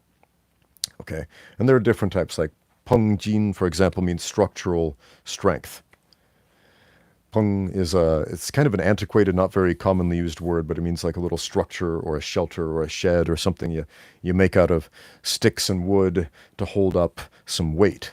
And so Peng Jin means structural strength. You align your bones in the correct way, and then you're going to feel much stronger than someone who has their bones in an unbalanced fashion, right? There's no structural strength if you're not in the right position, basically. But a lot of these fake Tai Chi guys will just throw out these words and pronounce them terribly and have no idea what they mean, but they throw some Chinese, they sprinkle some bad Chinese onto their teaching to try to make it sound legit, and it's hilarious to me because by bad Tai Chi guys, I mean people who are teaching fake magic powers, people who are teaching telekinesis and ergokinesis. And a lot of these guys really believe it. If I touch you and I use my gene, is what they'll always say, then I can move you with my mind or throw you across the room without any force. And like, this is funny because, in Arabic, jinn means a demon, like an actual demon, a spirit that can possess a body and use supernatural power to intervene in human affairs to some extent. And so I always imagine these guys are essentially saying that they are conduits of demons and they're using these demons to throw each other around. Now, for the most part, they're just being fake goofballs, but when we tell lies, do you know what happens? We invite the devil into our lives. So let's not do that. Let's not open the door and say, hey, devil, come on in, because I'm a liar who loves and makes a lie. That makes you weak, man. It demonstrably, physically makes you weak. Don't be that guy. Don't weaken yourself with a lie. It'll send you to hell in this life and the next. A special kind of hell, man. A special kind of hell for liars. What is hell? What is damnation? It is putting a dam up in front of your progress so that that river, which is you, cannot continue down the stream it is intended to go toward. So you will not fulfill the measure of your creation, and that's gonna suck. And telling lies, that's the first block in the dam you're putting up for yourself.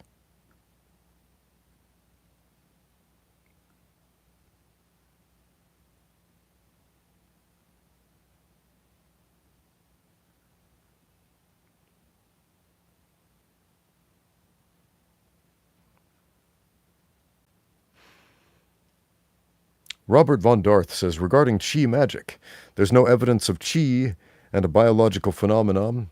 It is a metaphor. You might not know this, but chi is a Chinese word which means air, breath, or gas. And a lot of nerds on the internet who don't know anything about the Chinese language will argue with me about this and say, no, it means magical energy. It means magic powers and telekinesis and ergotic. No, it doesn't. It means air, breath, or gas. But in the original traditional character, it's got this radical, which means rice, and then above it. So what? The word means air, breath, or gas. For example, the word qigong means, that first character qi means air, breath, specifically referring to breathing. Gong, which it's the same character we find in the word gong fu, which means essentially something that is great, right? Essentially, it's deep breathing, great breathing. But people like to turn qigong into magic. Oh, if I breathe hard enough, I can do magic tricks. Like, no, man.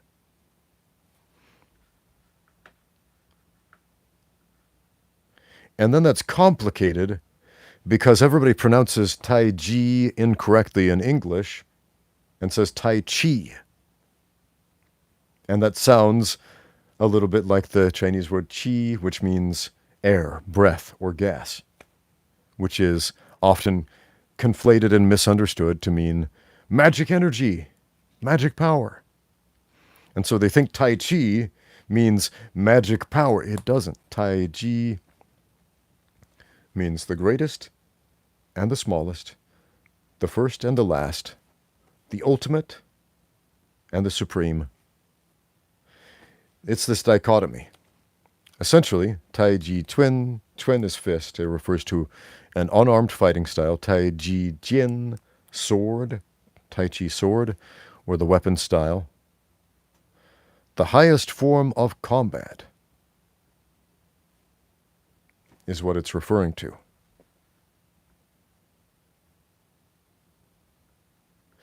But there's so many weirdos out there who co-opted this name, who stole that name and attached it to nonsense.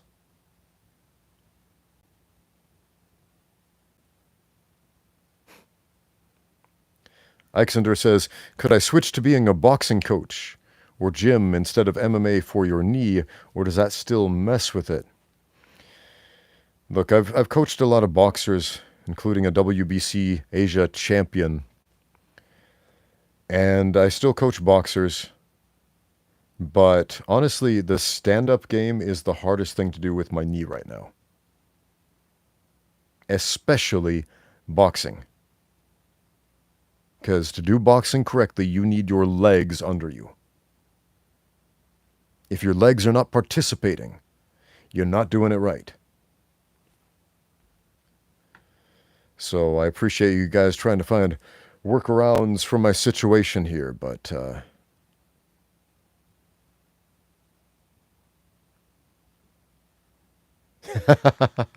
Robert Van Dorth says, I read this as also implying that acupuncture manipulates air? Yeah, because people are always like, we'll poke needles in this meridian and that to manipulate the chi. Which is a weird thing to say, right? Because chi, once again, means air, breath, or gas. But here's a crazy thing. There are about 300 other Chinese words pronounced chi, chi, chi. Yeah, there are like 300 other Chinese words that sound like chi. And they mean a whole lot of different things. One of them actually does refer to energy, but it's not the one that is used by martial artists. The one that martial artists use is air, breath, or gas. That's the crazy thing about Chinese, is because they have so many different characters, but such a limited number of sounds that there are so many homonyms in Chinese. Like a ridiculous number of homonyms. That's words that sound the same or similar. How old is too old to start competing in kickboxing? I don't know, man. It's not a matter of age, it's a matter of fitness. There are very unfit teenagers out there whose bodies are wrecked, and they need to fix them before they can even think about doing some sports at all. And there's some very fit older people. So if I said, age 50 is too old to compete in kickboxing, there are some 50-year-olds who would prove me wrong. And there are a lot of 50-year-olds who would prove me right, because they're terrible athletes.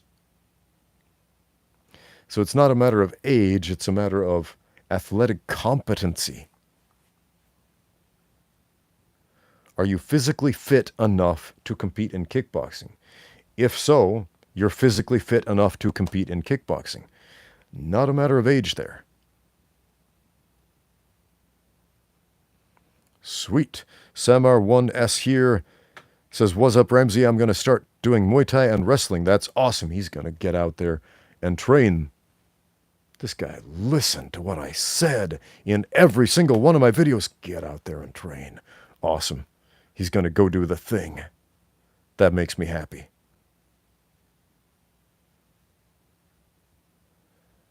Okay, I'm going to wrap this up. We have time for maybe one or two more questions, so let's make them good. I shall wait.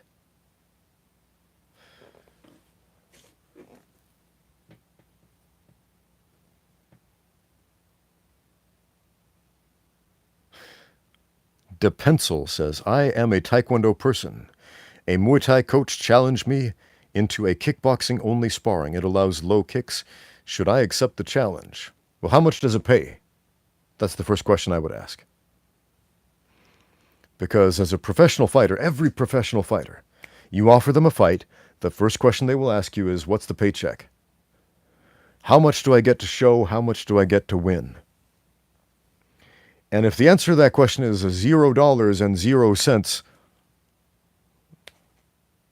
why? Is this one of those he wants to show you up because you might not be familiar with leg kicks because you train in Taekwondo, and in the sport of Taekwondo, no leg kicks, body and head kicks, and so he wants to embarrass you? Is that what's happening? If so, boo to that. Screw that guy. If maybe he's trying to give you a pragmatic way to say, hey, you should expand your knowledge outside of just Muay Thai, and maybe I'm trying to be very generous here, very compassionate here with my interpretation of the situation. Maybe he thinks if he spars with you, this will awaken ideas in your mind, and then you will become a more complete martial artist. Maybe he doesn't want to embarrass you. Or maybe he wants to embarrass you for your own good. I don't know. Maybe he wants to make a YouTube video, Muay Thai versus Taekwondo, and get 1 million views on YouTube. I did that once. I was the Taekwondo guy who got beat up by the Muay Thai fighter, but I put it up on my YouTube channel like 18 years ago. And it was one of the first videos on YouTube to get over 1 million views. You might notice it's no longer viewable on my channel. It was kind of embarrassing. Wasn't a great fight. I got knocked out with the quickness, man. But the title of that video, I titled it Taekwondo versus Muay Thai. KO. And of course everybody tuned in because they wanted to see which of the two factions knocks out the other. We are promised a knockout. I want to see, is it Team Taekwondo or is it Team Muay Thai? And when they saw it was Team Taekwondo, oh man, all the Taekwondo nerds were like, no, this guy's not a real representative of my martial art. I would have done so much better. He doesn't know anything. This Muay Thai guy sucks. Meanwhile, all the Muay Thai guys in the conversation, Team Muay Thai, they were like, yeah, that's what happens. We're the best. Taekwondo sucks and Muay Thai rules. You guys drool. It was dumb. But in the last 18 years, nothing has changed on the internet in that regard. Nothing has changed.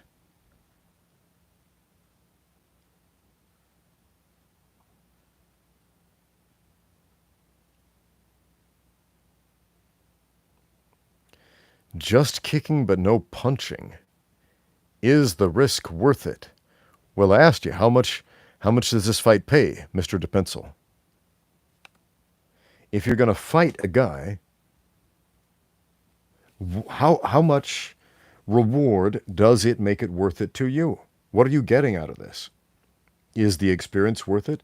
If he kicks your butt, is it worth it? If you get injured, is it worth it to you? You have to tell me what your values are. I can't tell you what your values are. Do you value money? Do you value bodily integrity? Do you value your personal pride? Do you value the potential idea of kicking this dude's butt and embarrassing him and saying, yeah, Taekwondo rules and Muay Thai drools? You tell me what you value here.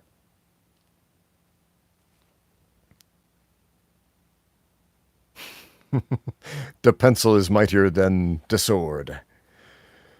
Sounds like something Master Wong would say.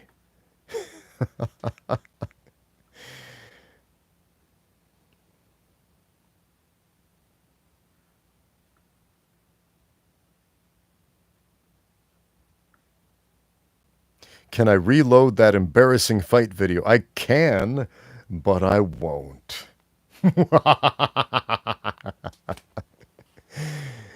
Oh, man. I got pitifully little footage of my fight career. I've got a few video clips from a few of my fights. Most of them I have no recordings of, so, man. I don't like to dwell in the past, man. Every single damn day on YouTube, I get dozens of comments from angry idiots online who want to make me feel bad about myself. And they say, oh, I saw this video of you from like 25 years ago where you lost a fight and you suck. Boo! You should feel bad.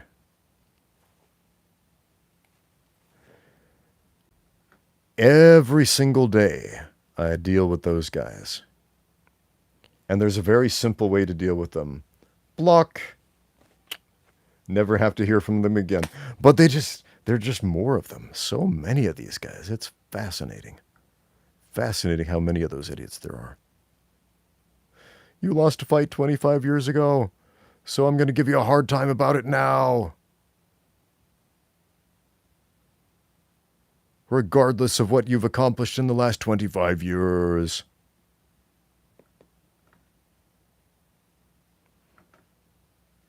I don't care if you've trained actual champions in the sport.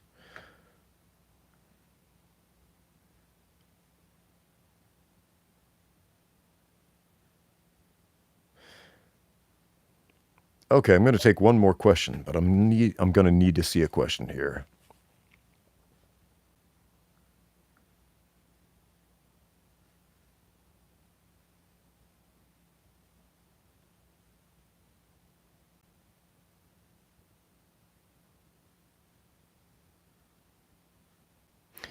Musa Mohammed says, I'm an absolute noob here in terms of skills and cardio. What do you prefer I start with to get fit and able to defend myself? Okay.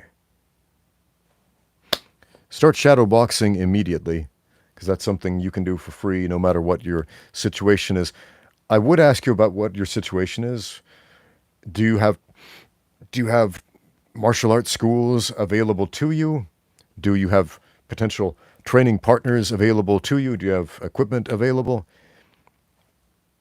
If not, start shadowboxing immediately.